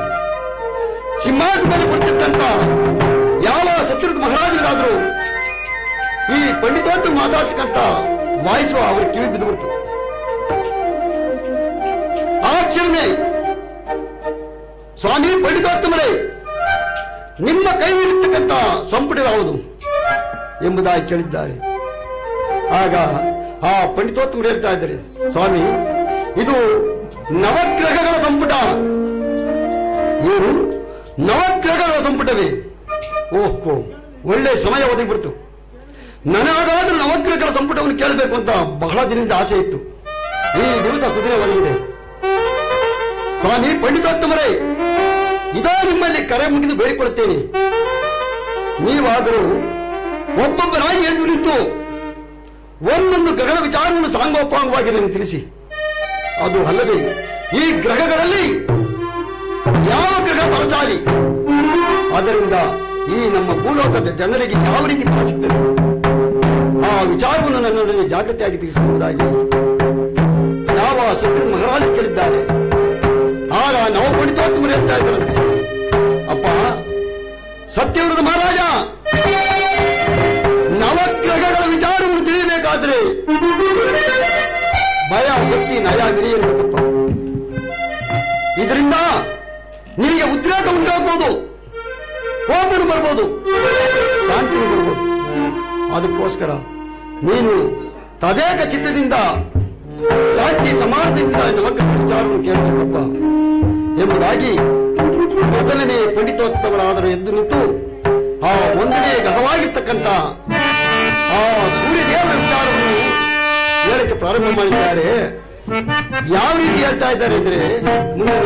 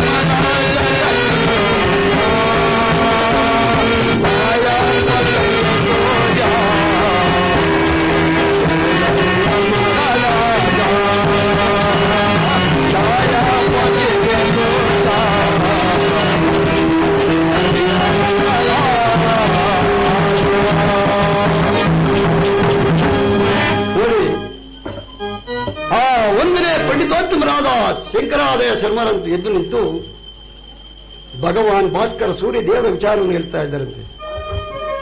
ಅಯ್ಯ ಮಹಾರಾಜ, ಈ ಸೂರ್ಯ ದೇವರಾಜು ಭಾನುವೆಂಬ ಗ್ರಹವು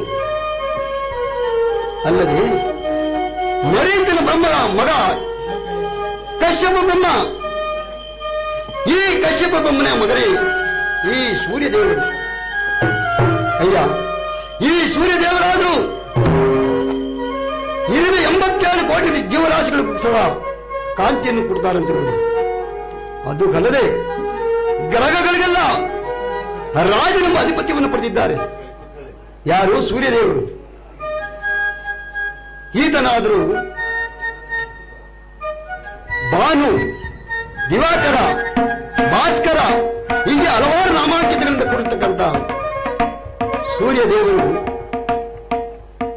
ಯಾರು ನೋಡಿ, ಗೋಧಿ ಧಾನ್ಯವನ್ನಿಟ್ಟು,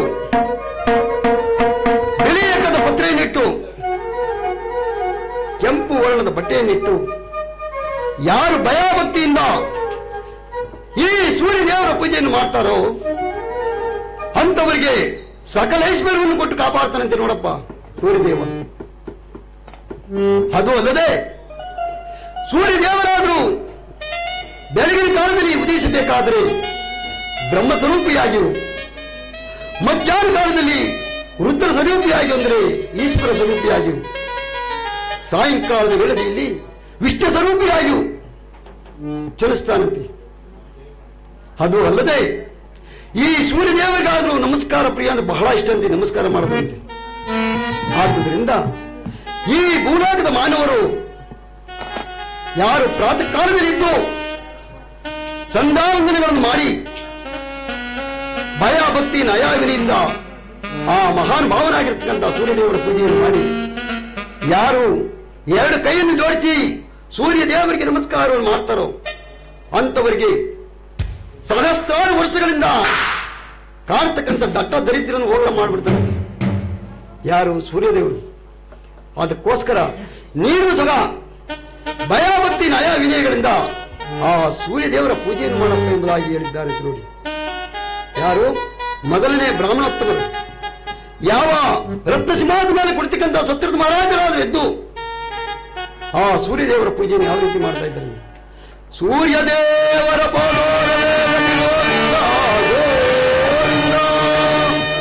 ಸಂಕಲ್ಪನಾದ ಶನಿದೇವರ ಪಾದಾರವೇ ಗತಿ ಗೋವಿಂದ ಗೋವಿಂದ ಆಂಜನೇಯ ವರ್ಗ ಗೋವಿಂದ ಗೋವಿಂದ ಜಯಾನುಮ ಪಾರ್ವತಿ ಪದಯೇ ಹರ ಹರ ಮಗದೇ.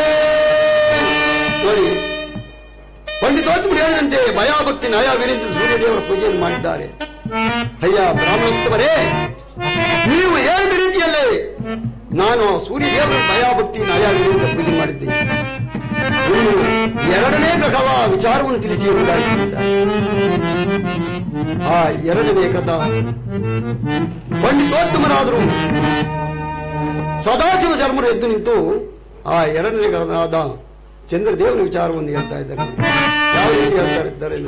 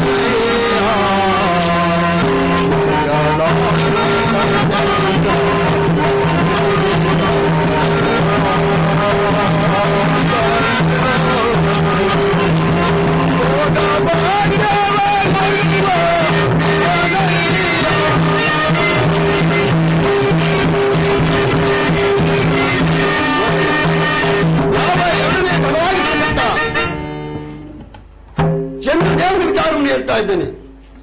ಅಯ್ಯ ಸತ್ಯರುಣ ಮಹಾರಾಜ, ನೀನು ಮೊದಲನೇ ಗ್ರಹವಾಗಿರ್ತಕ್ಕಂಥ ಸೂರ್ಯದೇವರ ವಿಚಾರವನ್ನು ಕೇಳಿದ್ದೇಯ. ಸೂರ್ಯದೇವರಾದರೂ ಹಗಲಿನಲ್ಲಿ ರಾಜನಿಮಿಸಿಕೊಂಡರೆ, ಈ ಚಂದ್ರದೇವರಾದರೂ ರಾತ್ರಿ ಅದು ಅಲ್ಲದೆ ಈ ಚಂದ್ರದೇವರಾದರೂ ಬಹಳ ಸುಂದರ, ಮನ್ಮಥನ ನಿರೂಪಕ್ಕಿಂತ ಅತಿಶಯವಾಗಿ ಕಾಣ್ತಾನಂತೆ. ಆದುದರಿಂದ ಈ ಚಂದ್ರದೇವನ 27 ಜನ ಹೆಂಡತಿಯರು, ಅದರಲ್ಲಿ ಅತಿ ಪ್ರಿಯವಾದಂತವರಿಗೆ ರೋಹಿಣಿ ಮತ್ತು ತಾರಾ, ರೇವತಿ. ಅಯ್ಯ, ಈ ಚಂದ್ರದೇವನು ಒಳ್ಳೆ ರೀತಿಯಲ್ಲಿ ಮಾನವ ಸ್ಥಾನದಲ್ಲಿ ಬಂದಿದ್ದೇ ಆದರೆ ಸಕಲ ಐಶ್ವರ್ಯವನ್ನು ಕೊಟ್ಟು ಕಾಪಾಡ್ತಾನಂತೆ. ಅದು ಅಲ್ಲದೆ ಸೂರ್ಯದೇವರು ಹಗಲಿನಲ್ಲಿ ಬೆಳಕನ್ನು ಕೊಟ್ಟು ಕಾಪಾಡಿದರೆ, ಚಂದ್ರದೇವರು ಅದೇ 87 ಕೋಟಿ ಜೀವರಾಶಿಗಳಿಗೂ ರಾತ್ರಿ ವೇಳೆಯಲ್ಲಿ ತಂಪನ್ನು ಕೊಟ್ಟು ತಂಪನ್ನೆರೆದು ಕಾಪಾಡ್ತಾನಂತೆ. ಅದು ಅಲ್ಲದೆ ಮಾನವ ರಾಶಿಯಲ್ಲೇನಾದರೂ ಕೆಡುಕು ತಾಣದಲ್ಲಿ ಬಂದ ಅಂದ್ರೆ ಅವನಿನ್ನ ಇಲ್ಲ, ಅವನ ಮರೆತು ಬಿಡಬೇಕು. ನೋಡಿ, ಮನಸ್ಸಿನಿಗೆ ಸದ್ಗತಿ ಕೊಡಬೇಕಾದ್ರೆ ಕೊನೆಯದಾಗಿ ಚಂದ್ರದೇವ ರಾಶಿಗೆ ಬಂದ್ರೆ ಅಂತ ಮನಸ್ಸಿಗೆ ಸದ್ಗತಿ ಸಿಗೋದು. ಮನಸ್ಸಿಗೆ ಜೀವ ಹೋಗ್ಬೇಕಾದ್ರೆ ಚಂದ್ರ ರಾಶಿಗೆ ಬಂದ್ರೆ ಮಾತ್ರ. ಕೈಕಾಲೆಲ್ಲ ತನಗಾದಂದ್ರು ಜನ ಹೇಳ್ತಾರಂತೆ, ಓ ಚಂದ್ರ ಜನ್ಮ ಸೇರವನೇ, ಇನ್ನು ಅವನು ಬದುಕೋದ್ ಕಷ್ಟ ಬಿಡೆಯ, ಬಿಟ್ಬಿಡ್ರಿ ಅವನ ಆಸನ. ಅದೇ ರೀತಿ ನೋಡಿ, ಈ ಚಂದ್ರದೇವನಿಗಾದರೂ ಅಕ್ಕಿ ಧಾನ್ಯವನ್ನಿಟ್ಟು, ಬಿಳಿ ವಸ್ತ್ರವನ್ನಿಟ್ಟು, ಮುತುಕದ ಪತ್ರೆಯನ್ನಿಟ್ಟು ಯಾರು ಭಯಭಕ್ತಿ ನಯ ವಿನಯದಿಂದ ಪೂಜೆಯನ್ನು ಮಾಡ್ತಾರೋ ಅಂತವರಿಗೆ ಸಕಲೈಶ್ವರ್ಯವನ್ನು ಕೊಟ್ಟು ಕಾಪಾಡ್ತಾನಂತಪ್ಪ. ಆದುದರಿಂದ ನೀನು ಸಹ ಭಯಭಕ್ತಿ ನಯ ವಿನಯದಿಂದ ಈ ಚಂದ್ರದೇವರ ಪೂಜೆಯನ್ನು ಮಾಡಪ್ಪ ಎಂಬುದಾಗಿ ಹೇಳಿದ್ದಾರೆ. ಯಾವ ಸತ್ಯದ ಮಹಾರಾಜರಾದರೂ ರಕ್ತ ಸಿಂಹಾಸನ ಎದ್ದು ಆ ಚಂದ್ರದೇವರಿಗೆ ಯಾವ ರೀತಿ ಪೂಜೆ ಮಾಡ್ತಾ ಇದ್ದಾರೆ ಅಂದ್ರೆ, ಚಂದ್ರದೇವರ ಪಾದಾರವೇ ಗತಿಗೋವಿಂದ ಗೋವಿಂದ, ನವಗ್ರಹಗಳ ಪಾದಾರವೇ ಗತಿ ಗೋವಿಂದ ಗೋವಿಂದ, ಜಯ ನಮ ಪಾರ್ವತಿ ಪದಯೇ ಹರಗರ ಮಗಳೇ. ಯಾವ ಸತ್ಯದ ಮಹಾರಾಜರಾದರೂ ಎರಡನೇ ಗ್ರಹವಾಗಿರ್ತಕ್ಕಂಥ ಚಂದ್ರದೇವರ ಪೂಜೆಯನ್ನು ಬಹಳ ವಿಜೃಂಭಣೆಯಿಂದ ಮಾಡಿದ್ದಾರೆ. ಅಯ್ಯ ಪಂಚೋತ್ತಮರೇ, ನೀವೇಳಿರ್ತಕ್ಕಂಥ ಎರಡನೇ ಗ್ರಹದ ಪೂಜೆಯನ್ನು ಸಹ ನಾನು ಅತಿ ವೈಭವದಿಂದ ಮಾಡಿದ್ದೇನೆ. ಇನ್ನು ಮೂರನೇ ಗ್ರಹದ ವಿಚಾರವನ್ನು ತಿಳಿಸುವರಾಗಿ ಕೇಳಿದ್ದಾರೆ. ಆಗ ಆ ಮೂರನೇ ಪಂಚೋತ್ತಮರಾದ ಶಂಕರರಾಯ ಸನ್ಮಾನ ತಿಳಿಸಿ ಆ ಮೂರನೇ ಗ್ರಹವಾಗಿರ್ತಕ್ಕಂಥ ಬುಧದೇವನ ವಿಚಾರವನ್ನು ಹೇಳ್ತಾ ಇದ್ದಾರೆ. ಬುಧನು ಎಂಬ ಗ್ರಹನು ತಾನು, ಬುಧನು ಎಂಬ ಗ್ರಹನು ತಾನು, ಬುಧನು ಎಂಬ ಗ್ರಹನು ತಾನು,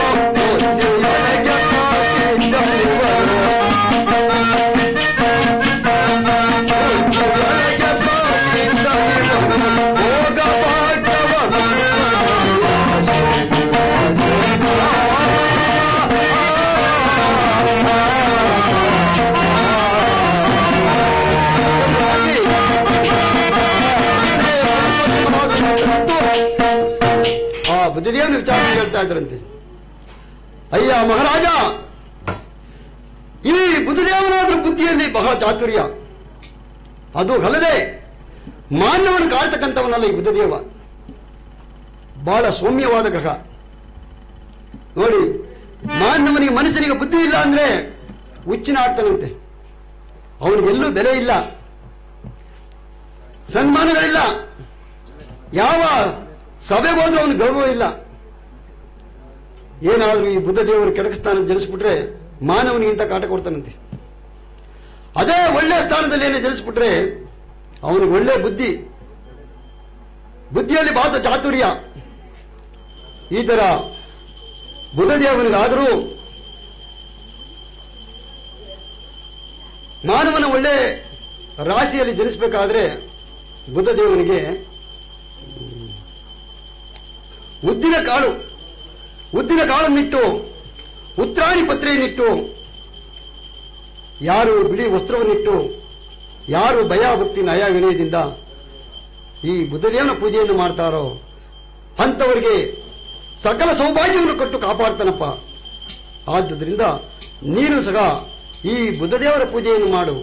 ಅದು ಅಲ್ಲದೆ ಕೇಳು, ಈ ಬುದ್ಧದೇವರಾದರೂ ಚಂದ್ರ ತಾರೆಯರ ಪ್ರೇಮದ ಪುತ್ರನಂತೆ. ಈ ತಾರೆ ಅಂದ್ರೆ ಯಾರಪ್ಪ ಅಂದ್ರೆ ಗುರುವಿನ ಹೆಂಡತಿ. ಈ ಗುರುವಿನ ಹತ್ಲಿ ಚಂದ್ರದೇವ ವಿದ್ಯೆ ಕಲಿಯಕ್ಕೆ ಹೋಗ್ತಾ ಇದ್ದಂತೆ. ಯಾರು? ಗುರುವಿನ ಮನೆಗೆ. ಆ ವಿದ್ಯೆ ಕಲಿತಕ್ಕ ಸಮಯದಲ್ಲಿ ಈ ಗುರುವಿನ ಹೆಂಡತಿಯಾಗಿರ್ತಕ್ಕಂಥ ತಾರಾದೇವಿ ಈ ಚಂದ್ರನ ರೂಪವನ್ನು ನೋಡ್ಬಿಟ್ಟು ಮೋಗಿಸ್ಬಿಟ್ಲಂತೆ. ಬಂದು ಕೇಳಿದಂತೆ, ಅಯ್ಯ ಚಂದ್ರ, ನೀನು ನನ್ನನ್ನು ಮೋಹಿಸು. ಇಲ್ಲಮ್ಮ, ಗುರುವಿನ ಹೆಂಡತಿ ನೀನು ನನ್ನ ತಾಯಿ ಸಮಾನ, ನಿನ್ನನ್ನು ನಾನು ಮಹಿಸಲಾರೆ ಎಂಬುದಾಗಿ ಯಾವ ಚಂದ್ರದೇವಿ ಹೇಳಿದಾಗ ಆ ತಾರಾದೇವಿ ಹೇಳ್ತಾಳಂತೆ, ಓ ಚಂದ್ರ, ನೀನೇನಾದ್ರೂ ನನ್ನ ಮೋಹಿಸ್ತಾ ಇದ್ರೆ ನನ್ನ ಗುರುವಿನಲ್ಲಿ ಕಲಿತಿರ್ತಕ್ಕಂಥ ವಿದ್ಯಾಲಯ ನಿನಗೆ ನಾಶವಾಗೋಗ್ಲಿ ಅಂತ ನಮ್ಮ ಗುರುವಿನ ಕಡೆ ಶಾಪ ಕೊಡ್ತೀನಿ. ಆಗ ಬೇರೆ ಇದು ಇಲ್ಲ, ಗುರುವಿನ ಹೆಂಡತಿ ಆ ವಿಧಿಯಲ್ಲಿಗೆ ಏನು ಮಾಡಿದಂತೆ ಮೋಹಿಸ್ಬಿಟ್ಟಂತೆ. ಆಗ ಅವರು ಅನುರಾಗದಿಂದ ಹುಟ್ಟಿರ್ತಕ್ಕಂಥ ಈ ಬುಧದೇವ ಇವನು ಗ್ರಹಗಳಲ್ಲಿ ಶ್ರೇಷ್ಠ, ಶಾಂತಿ ಸಮಾಧಾನ, ಕೋಪ ಮಾಡಿಕೊಂಡಂತ ಗ್ರಹ ಅಲ್ಲ ಇವನು. ಆದ್ರಿಂದ ನೀನು ಸಹ ಭಯಭಕ್ತಿ ನಯಾವಿನದಿಂದ ಈ ಬುದ್ಧದೇವರ ಪೂಜೆಯನ್ನು ಮಾಡಪ್ಪ ಎಂಬುದಾಗಿ ಹೇಳಿದ್ದಾರೆ. ಆ ಮಹಾರಾಜರಾದರೂ ರತ್ನಸಿಂಹಾಸನ ಮೇಲಿಂದ ಎದ್ದು ಬುಧದೇವನ ಪೂಜೆಯನ್ನು ಯಾವ ರೀತಿ ಮಾಡ್ತಾರೆ ಇದ್ದಾರೆ ಅಂದ್ರೆ ಬುಧದೇವರ ಪೋಲೋರವೇ ಗತಿ ಗೋವಿಂದ ಗೋವಿಂದ ಸತ್ಯ ಸಂಕಲ್ಪನೋದ ಶ್ರೀದೇವರ ಪಾದಾರವೇ ಗತಿ ಗೋವಿಂದ ಗೋವಿಂದ ಜಯ ನಮಸ್ ಪಾರ್ವತಿ ಪದಯೇ ಹರಘರ ಮಹದೇ. ಯಾವ ಸತ್ಯದ ಮಹಾರಾಜರು ಕೇಳ್ತಾ ಇದ್ದಾರೆ, ಪಂಡಿತೋತ್ತಮರೇ ಬಹಳ ಸಂತೋಷವಾಗಿಬಿಡ್ತು ನನಗೆ. ನೀವು ಇಲ್ಲಿವರೆಗೂ ಹೇಳಿರ್ತಕ್ಕಂಥ 3 ಗ್ರಹಗಳ ಕಲಹ ಶಾಂತಿ ಸಮಾಧಾನದಿದ್ದಾರೆ, ಅವರ ಪೂಜೆಯನ್ನು ಸಹ ವೈಭವದಿಂದ ಮಾಡಿದ್ದೇವೆ. ಇನ್ನು ಮುಂದೆ ಇರ್ತಕ್ಕಂಥ 4ನೇ ಗ್ರಹ ವಿಚಾರವನ್ನು ತಿಳಿಸಿ ಅಂತ ಎಂಬುದಾಗಿ ಕೇಳಿದ್ದಾರೆ. ಆ 4ನೇ ಗ್ರಹದ ಪಂಡಿತೋತ್ತಮರಾದರು ಎದ್ದು ನಿಂತು ಹೇಳ್ತಾ ಇದ್ದಾರೆ, ಅಯ್ಯ ನೀನು ಇಲ್ಲಿಯವರೆಗೂ 3 ಗ್ರಹದ ವಿಚಾರವನ್ನು ಕೇಳಿದ್ಯಪ್ಪ, ನಾನೀಗ ಸಾರಿ ಒಂದು ತಪ್ಪಾಯ್ತು, ಮಂಗಳ ಗ್ರಹದ ವಿಚಾರವನ್ನು ಹೇಳ್ತಾ ಇದ್ದೀನಿ. ಮಂಗಳ ಗ್ರಹದ ವಿಚಾರವನ್ನು ಹೇಳ್ತಾ ಇದ್ದೀನಯ್ಯ. ಈ ಮಂಗಳ ಗ್ರಹ ಅತಿ ಕ್ರೂರ ಭಯಾನಕರ. ಇವನೇನಾದ್ರೂ ಮಾನವನ ರಾಶಿ ಕೆಳಕು ಸ್ಥಾನದಿಂದ ಜಲಿಸಿದ್ದೆ ಆದ್ರೆ ಗಜ್ಜಿ ತುರಿ ಉಣ್ಣಿ ಇಂಥ ಅನೇಕ ಯಾತನೆಯನ್ನು ಕೊಟ್ಟು ಹೇಳ್ಬಿಡ್ತಾನಂತೆ, ಕಾಡಿಸ್ಬಿಡ್ತಾನಂತೆ. ಅದು ಅಲ್ಲದೆ ಇವನು ಭೂದೇವಿ ಪುತ್ರ. ಹೇಗಪ್ಪ ಅಂದ್ರೆ ಹಿಂದೆ ಹಿರಣ್ಯಾಕ್ಷನೆಂಬ ರಾಕ್ಷಸನು ಈ ಭೂದೇವಿಯನ್ನು ಹೊತ್ತುಕೊಂಡು ಹೋಗಿ ಪಾತಾಳದಲ್ಲಿ ಬಚ್ಚಿಟ್ಬಿಟ್ಟಿದ್ದಂತೆ. ಆಗ ಜಗದೊಡೆಯನಾದ ಪರಮಾತ್ಮನಾದರೂ ವರಹಾವತಾರವನ್ನು ತಾಳ್ಬಿಟ್ರಂತೆ. ವರಹಾವತಾರ ಏನಪ್ಪಾ ಅಂದ್ರೆ ಹಂದಿ ಅವತಾರವನ್ನು ತಾಳಿ ಹಂದಿ ಮುಖೋರವನ್ನು ಧರಿಸಿಕೊಂಡು ಪಾತಾಳದಲ್ಲಿರ್ತಕ್ಕಂಥ ಭೂದೇವಿನ ತನ್ನ ದವಡೆಯಲ್ಲಿ ಮೇಲೆ ಕುಡಿಸ್ಕೊಂಡು ಮೇಲಕ್ಕೆ ಬರ್ತಾ ಇದ್ದಾಗ ತನ್ನ ಹಣೆಯಿಂದ ಬೆವರು ಜಾರಿ ಆ ಭೂದೇವಿ ಗರ್ಭವನ್ನು ಸೇರಿಬಿಟ್ಟಂತೆ. ಆ ಗರ್ಭವನ್ನು ಸೇರಿ ಗರ್ಭವತಿಯಾಗಿ ಆ ಭೂದೇವಿ ಒಟ್ಟಿ ಗರ್ಭದಲ್ಲಿ ಜನಿಸಿರ್ತಕ್ಕಂಥವನು ಈ ಮಂಗಳನಿಗೆ ಮಂಗಳ ಕುಜ ಅಂಗಾರಕಂಗ ತಿರುವಳಿ ನಾಮಗಳು. ಆದ್ದುದರಿಂದ ಈ ಮಂಗಳ ದೇವನಿಗೆ ತೊಗರಿ ಧಾನ್ಯವನ್ನಿಟ್ಟು ಕಗ್ಗಲಿ ಪತ್ರೆಯನ್ನಿಟ್ಟು ಕೆಂಪು ವಸ್ತ್ರವನ್ನಿಟ್ಟು ಯಾರು ಭಯಭಕ್ತಿ ನ್ಯಾಯ ವಿನಯದಿಂದ ಪೂಜೆ ಮಾಡ್ತಾರೋ ಅಂತವರಿಗೆ ಸಕಲೇಶ್ವರವನ್ನು ಕೊಟ್ಟು ಕಾಪಾಡ್ತಾನಂತೆ. ಈ ಮಂಗಳ ದೇವರಿಗೆ ನೀನು ಸಹ ಭಯಭಕ್ತಿ ನ್ಯಾಯ ವಿನಯದಿಂದ ಈ ಮಂಗಳ ದೇವರ ಪೂಜೆಯನ್ನು ಮಾಡಪ್ಪ ಎಂಬುದಾಗಿ ಹೇಳಿದ್ದಾರೆ. ಯಾವ ಮಹಾರಾಜನಾದರೂ ಮಂಗಳ ದೇವರ ಪೂಜೆಯನ್ನು ಯಾವ ರೀತಿ ಮಾಡಿದ್ದಾರೆ ಅಂದ್ರೆ ಮಂಗಳ ದೇವರ ಗೋವಿಂದ ಗೋವಿಂದ ಸತ್ಯ ಸಂಕಲ್ಪನೋದ ಶ್ರೀದೇವರ ಪಾದಾರವೇ ಗತಿ ಗೋವಿಂದ ಗೋವಿಂದ ಜಯ ನಮಃ ಪಾರ್ವತಿ ಪದೇ ಹರಹರ ನೋಡಿ ಮಂಗಳ ದೇವರ ಪೂಜೆಯನ್ನು ಮಾಡಿದ್ದಾಯ್ತು. ಮಹಾರಾಜರು ಹೇಳ್ತಾ ಇದ್ದಾರೆ, ಅಯ್ಯ ಆ 4ನೇ ಗ್ರಹದ ವಿಚಾರವನ್ನು ತಿಳಿಸಿದ್ದಾಯ್ತು, ಇನ್ನು ಮುಂದೆ 5ನೇ ಗ್ರಹದ ವಿಚಾರವನ್ನು ತಿಳಿಸಿ ಎಂಬುದಾಗಿ ಕೇಳಿದ್ದಾರೆ. ಆಗ 5ನೇ ಪಂಡಿತೋತ್ತಮರಾಜರು 5ನೇ ಗ್ರಹ ಗುರುದೇವ ಈ ಗುರುವಿನ ವಿಚಾರವನ್ನು ಹೇಳ್ತಾ ಇದ್ದಾರೆ ನೋಡಿ. ಯಾವ ರೀತಿ ಹೇಳ್ತಾ ಇದ್ದಾರೆ ಅಂದ್ರೆ ಗುರು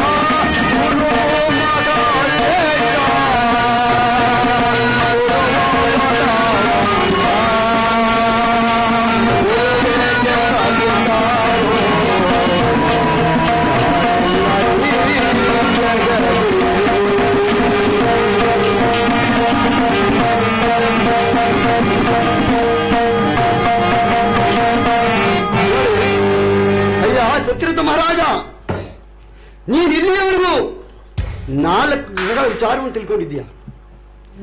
ಈಗ ನಾನು ಹೇಳ್ತಕ್ಕಂಥ ಗ್ರಹವಾದರೂ ಗುರು, 3 ಲೋಕಕ್ಕೂ ಗುರು, ದಾನವರಿಗೆ, ಮಾನವರಿಗೆ, ದೈತ್ಯರಿಗೆ, ದೇವತೆಗಳಿಗೂ ಸಹ ಈ ಗುರು. ಈ ಗುರುವಾದ ತ್ರಿಕಾಲ ಜ್ಞಾನವುಳ್ಳತಕ್ಕಂಥವನು. ಗುರುದಶೆ ಇಲ್ಲ ಅಂದ್ರೆ ಅವನಿಗೆ ದರಿದ್ರ ಬಂದ್ಬಿಡ್ತದೆ ಅಂತ ನೋಡಿ.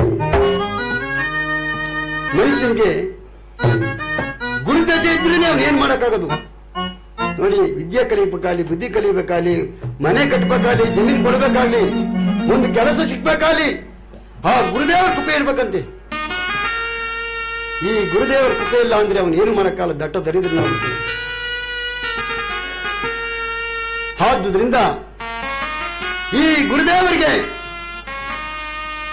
ಕಡಲೆಕಾಳು ಧಾನ್ಯವನ್ನಿಟ್ಟು, ಹಳದಿ ವಸ್ತ್ರವನ್ನಿಟ್ಟು,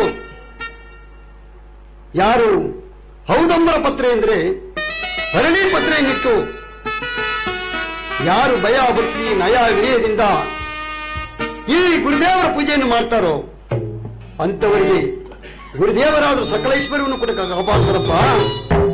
ನೀನು ಸಹ ಭಯ ಭಕ್ತಿ ನಯ ವಿನಯದಿಂದ ಗುರುದೇವರ ಪೂಜೆಯನ್ನು ಮಾಡಪ್ಪ ಎಂಬುದಾಗಿ ಹೇಳಿದ್ದಾರೆ.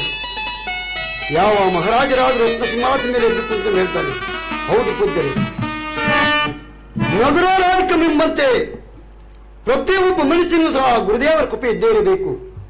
ಆದ್ದರಿಂದ ನೀವು ಹೇಳಿದ ರೀತಿಯಲ್ಲಿ ನಯ ವಿನಯದಿಂದ ನಾನು ಸಹ ಬಹಳ ಭಕ್ತಿಯಿಂದ ಗುರುದೇವರ ಪೂಜೆಯನ್ನು ಮಾಡ್ತೀನಿ ಎಂಬುದಾಗಿ ಹೇಳಿ ಯಾವ ರೀತಿಯಾಗಿ ಗುರುದೇವರ ಪೂಜೆಯನ್ನು ಮಾಡ್ತಾ ಇದ್ದಾರೆ ಅಂದ್ರೆ, ಗುರುದೇವರ ಪಾದಾರವೇ ಗತಿ ಗೋವಿಂದ ಗೋವಿಂದ, ಸತ್ಯ ಸಂಕಲ್ಪನಾದ ಜನಿದೇವರ ಪಾದಾರವೇ ಗತಿ ಗೋವಿಂದ ಗೋವಿಂದ, ಆಂಜನೇಯ ವರದ ಗೋವಿಂದ ಗೋವಿಂದ, ಜಯ ಜಯ ನಮ ಪಾರ್ವತಿ ಪದಯೇ ಹರ ಹರ ಮಹದೇ. ನೋಡಿ, ಗುರುದೇವನ ಪೂಜೆಯನ್ನು ಬಹಳ ವೈಭವದಿಂದ ಮಾಡಿದ್ದಾರೆ ಮಹಾರಾಜರು. ಕೇಳ್ತಾ ಇದ್ದಾರೆ, ಅಯ್ಯ ಪಂಡಿತೋತ್ತಮರೇ, ನೀವು ಇದುವರೆಗೂ ಹೇಳಿದಂತ 5 ಗ್ರಹಗಳು ಬಹಳ ಶಾಂತಿ ಸಮಾಧಾನ ತಕ್ಕರವಾಗಿದೆ, ನಮ್ಮ ಮನಸ್ಸಿಗಾದ್ರೂ ಬಹಳ ಆನಂದವಾಗಿದೆ. ಇನ್ನು 6ನೇ ಗ್ರಹದ ವಿಚಾರವನ್ನು ತಿಳಿಸಿ, ಯಾಕೆಂದ್ರೆ ನಮ್ಮ ಮನಸ್ಸಾದ ಕುತೂಹಲ ಪಡ್ತಾ ಇದೆ, ಯಾವ ಗ್ರಹಗಳು ಯಾವ ರೀತಿ ಇದೆ ಅಂತ. ಆಗ ಆ 6ನೇ ಪಂಡಿತೋತ್ತಮರಾದರೂ ಎದ್ದು ನಿಂತು, 6ನೇ ಗ್ರಹ ಅಂದ್ರೆ ಶುಕ್ರದೇವ ಹೇಳ್ತಾ ಇದ್ದಾರೆ, ಮಹಾರಾಜ ನಾನು ಆ ಶುಕ್ರದೇವರ ವಿಚಾರವನ್ನು ಕೇಳ್ತಾ ಇದ್ದೀನಿ, ಅದೇ ಖಚಿತದಿಂದ ಕೇಳಪ್ಪ ಎಂಬುದಾಗಿ ಹೇಳ್ತಾ ಇದ್ದಾರೆ. ಯಾವ ರೀತಿ ಹೇಳ್ತಾ ಇದ್ದಾರೆ ಅಂದ್ರೆ, ಶುಕ್ರನಲ್ಲ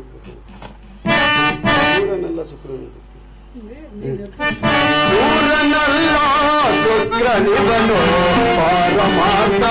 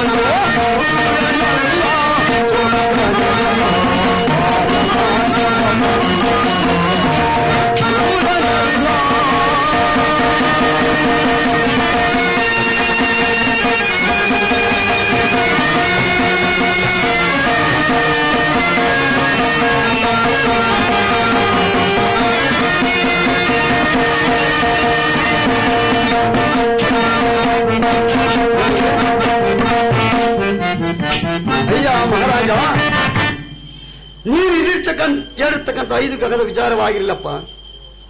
ನಾನೀಗ ಶುಕ್ರದೇವನ ವಿಚಾರವನ್ನು ಹೇಳ್ತಕ್ಕಿದ್ದೀನಿ ಕೇಳು. ಈ ಶುಕ್ರದೇವ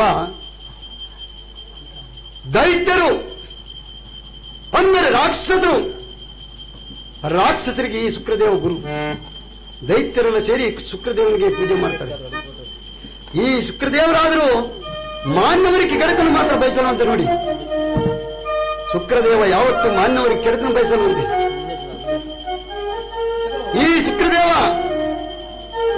ಒಳ್ಳೆ ಸ್ಥಾನದಲ್ಲಿ ಮಾನವ ರಾಶಿಯಲ್ಲಿ ಬಂದ್ಬಿಟ್ಟ ಅಂದ್ರೆ ನೋಡಿ, ಇವತ್ತು ಕುಚಲ ಆಗಿರ್ತಕ್ಕಂಥ ಮನುಷ್ಯ ಬೆಳಗ್ಗೆ ಆಗ್ಬಿಡ್ತಾನೆ, ಕುಬೇರ ಆಗ್ಬಿಡ್ತಾನೆ. ಅದೇ ಕೆಳಕು ಸ್ಥಾನದಲ್ಲಿ ತಿನ್ನಿಸ್ಬಿಟ್ಟ ಬಂದ್ಬಿಟ್ಟ ಅಂದ್ರೆ ಕುಬೇರ ಆಗಿರ್ತಕ್ಕಂಥ ಬೆಳಗ್ಗೆ ಹೊಡೆದು ಕುಚೇಲ ಆಗ್ಬಿಡ್ತಾನೆ. ದೊಡ್ಡವರು ಹೇಳ್ತಾರೆ, ಲೋ ನಿನ್ನೆ ಏನು ಇರ್ಲಿವಲ್ಲ ಅವನಿಗೆ, ನಾನು ನಿನ್ನೆ ಮೊನ್ನೆ ಹೋಗಿ ಮಾತಾಡ್ಸ್ಕೊಂಡ್ಬಂದೆ, ಏನಿಲ್ಲ ನಿನ್ನೆ ನೋಡಿ ಅಲ್ಲೇ ಕಾರ್ ತಂದನಲ್ಲೋ, ಎಲ್ಲಿಂದ ಬಂತೆ ಅವನಿಗೆ? ಒಬ್ಬ ಹೇಳ್ತಂತೆ, ಇಲ್ಲೇ ಮನೆನೇ ಕಟ್ಸ್ಬಿಟ್ನಲ್ಲೋ, ಏನು ಕೋಟ್ಯಾಂತರ ರೂಪಾಯಿ ಮನೆ ಕಟ್ಸ್ಬಿಟ್ಟವನೆ, ಹೆಂಗ ಬಂತ ಅವನಿಗೆ? ಓ ಇವನಿಗೆ ಶುಕ್ರ ದಶೆ ತಿರುಗಿಬಿಟ್ಟದ ಕಣ, ಯಾವ್ದು ಲಾಟ್ರಿ ಹೊಡಿಬಿಟ್ಟದ ಬೆಳಗ್ಗೆ ಹೊಟ್ಟದ್ಗೆ ಶುಕ್ರ ದಶೆ ಬಂದ್ಬಿಟ್ಟು ಅದಕ್ಕೆ ಕಣ ಇಷ್ಟೆಲ್ಲ ಮಾಡ್ಬಿಟ್ಟವನೆ. ಅದೇ ರೀತಿ ನೋಡಪ್ಪ ಮಹಾರಾಜ, ಈ ಶುಕ್ರದೇವ ಒಳ್ಳೆ ಸ್ಥಾನದಲ್ಲಿ ಮೊದಲು ಮಾನವನಿಗೆ ಶುಕ್ರದಶೆ ಅಂತಾರೆ.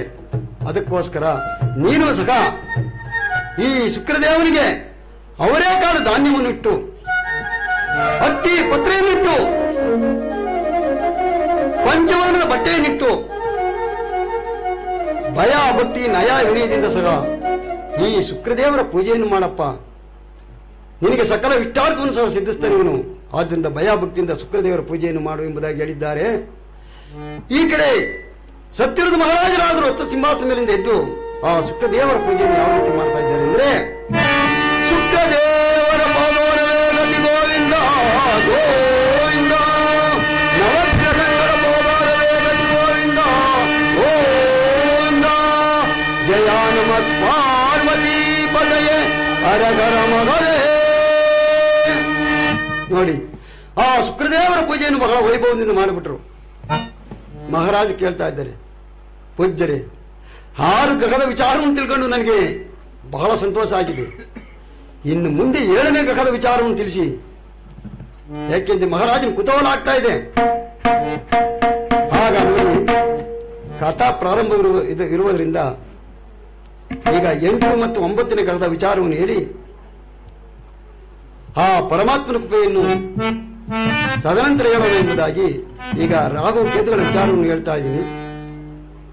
ರಾಹು ಕೇತುಗಳೆಂಬೋ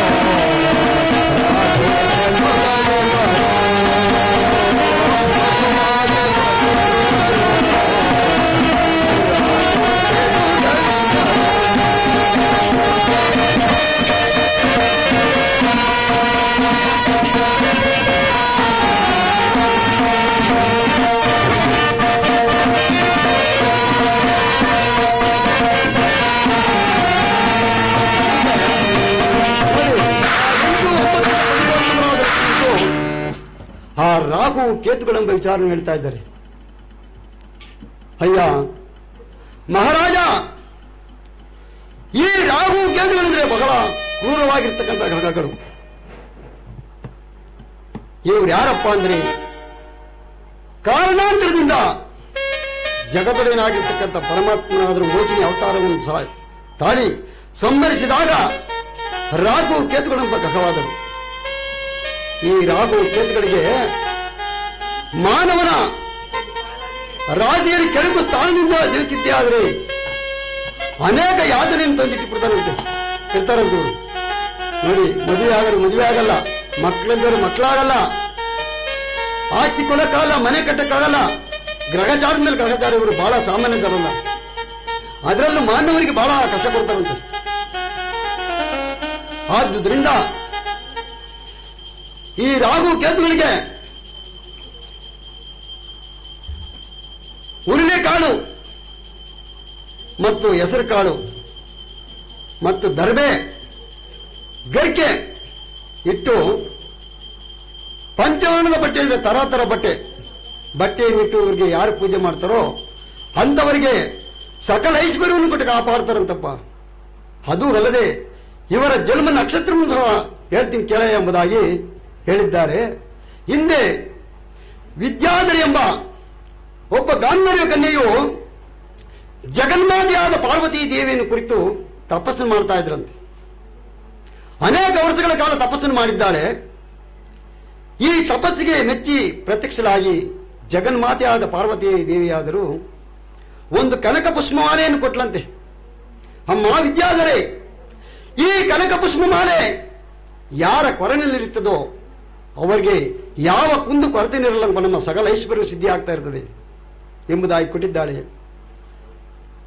ಆ ಕನಕ ಪುಷ್ಪಮಾಲೆಯನ್ನು ತೆಗೆದುಕೊಂಡಂತ ಈ ಯಾವ ಗಾಂಧರ್ವ ರೂಪಿಣಿಯಾದಂತ ಹೆಣ್ಣು ಮಗಳು ಅದನ್ನ ಹಾಗೇ ಕೈಲಿಟ್ಕೊಂಡು ಮುಂದೆ ಬರ್ತಾ ಇದ್ದಾಳೆ.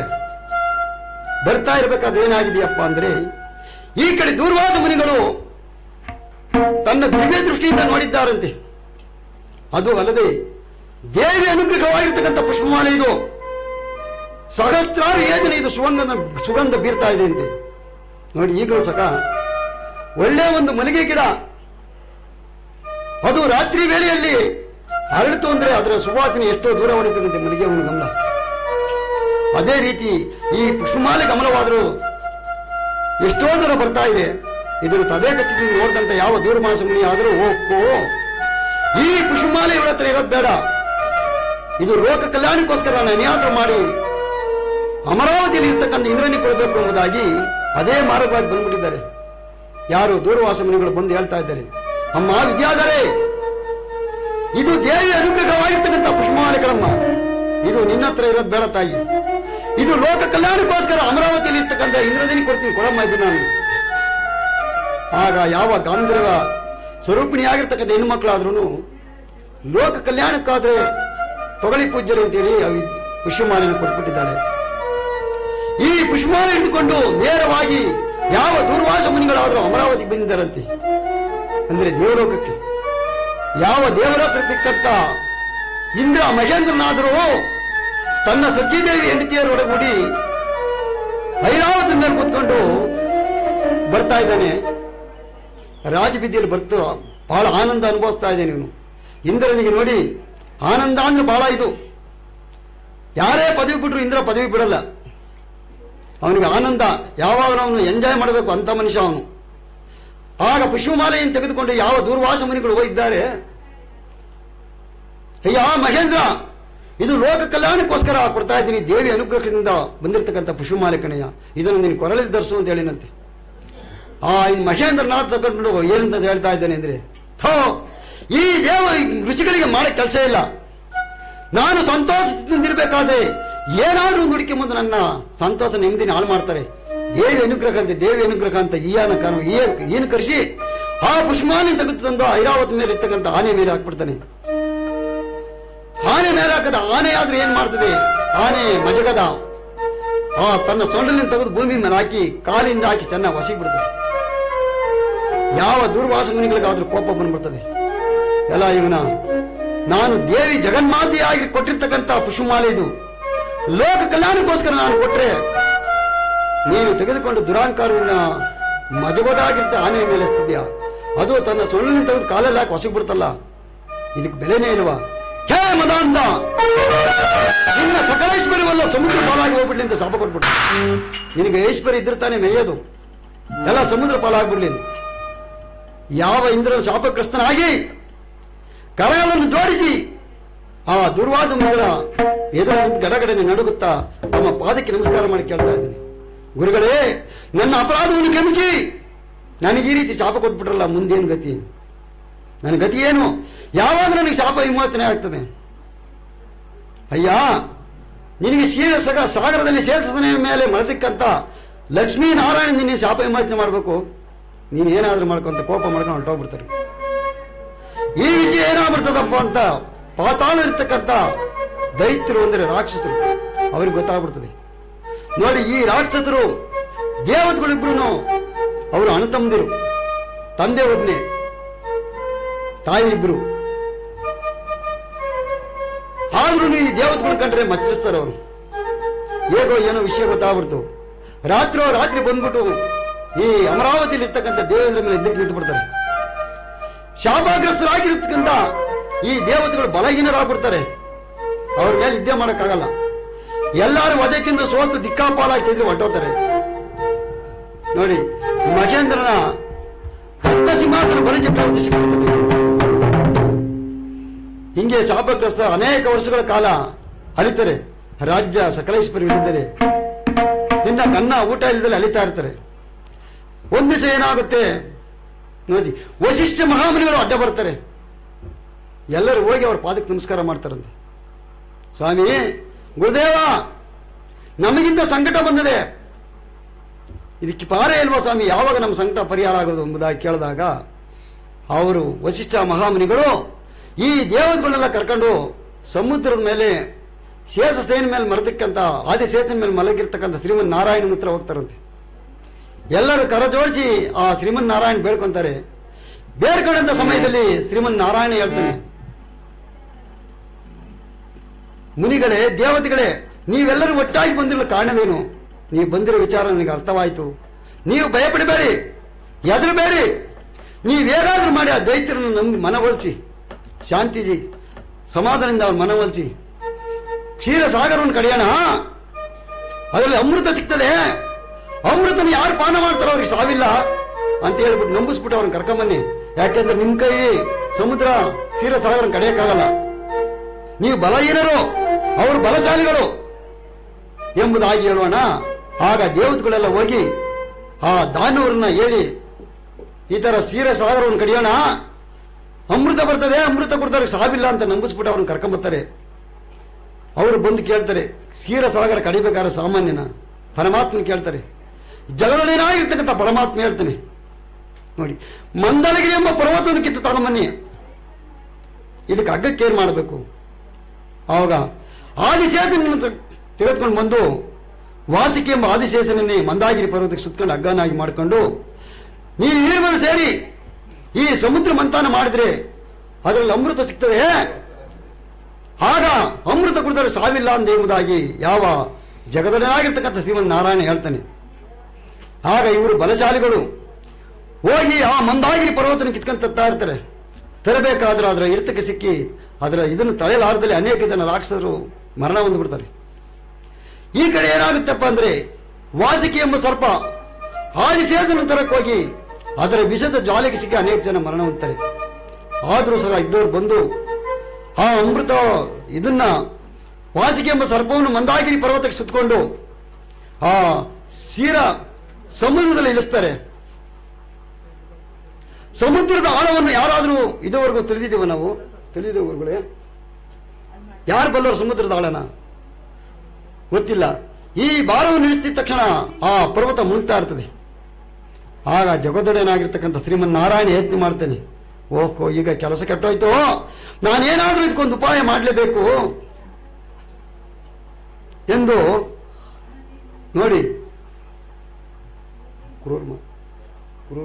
ಕೂರ್ಮಾವತಾರವನ್ನು ತಾಳಿದ್ರಂತೆ. ಯಾರು? ಪರಮಾತ್ಮ. ಕೂರ್ಮಾವತಾರ ಅಂದ್ರೆ ಆಮೆ. ಈ ಮಂದಾಗಿರಿ ಪರ್ವತ ಎಷ್ಟಗಲಾಯ್ತು ಅಷ್ಟಗಲ ತನ್ನ ಬೆನ್ನು ಮಾಡ್ಕೊಂಡು ಆ ಸಮುದ್ರದಲ್ಲಿ ಇಳಿದು ಆ ಮಂದಾಗಿರಿ ಪರ್ವತ ತನ್ನ ಬೆನ್ನಿನ ಮೇಲೆ ಇಟ್ಕೊಂಡು ಯಾರಿಗೂ ಗೋಚರವಿಲ್ಲದಂತೆ ಒಂದು ಪಾದನ ತೆಗೆದು ಮಂದಾಗಿರಿ ಪರ್ವತದ ಮೇಲೆ ತಲೆ ಮೇಟ್ರಂತೆ. ಆಗ ಈ ದೇವತೆಗಳು ಈ ರಾಕ್ಷಸರಿಬ್ಬರು ಸೇರಿ ಆ ಸಮುದ್ರ ಮಂಥನ ಮಾಡಬೇಕಾದ್ರೆ ಆದರೆ ಅಲ್ಲಿ ಈ ಇಂದ್ರನ ವಸ್ತುಗಳು ಮುಚ್ಚೋಗಿದ್ವಲ್ಲ, ಅನೇಕ ವಸ್ತುಗಳು ಬರ್ತವೆ. ಕಾಮಧೇನು, ಕಲ್ಪವೃಕ್ಷ, ಅನೇಕ ವಸ್ತುಗಳು ಬರ್ತವೆ. ಕೊನೆಗೆ ಚಂದ್ರನು ಸಹ ಹುಟ್ಟುತ್ತಾನೆ ಅದ್ರಿಗೆ. ಆ ಚಂದ್ರನ ಮಲಗ್ತಾರೆ. ತದನಂತರ ಏನಾಗ್ತದಪ್ಪ ಅಂದ್ರೆ ಕರಾಳ ಕೋಟಿ ವಿಷ, ಆ ವಿಷ ಉತ್ಪತ್ತಿ ಆಗ್ಬಿಡ್ತದೆ.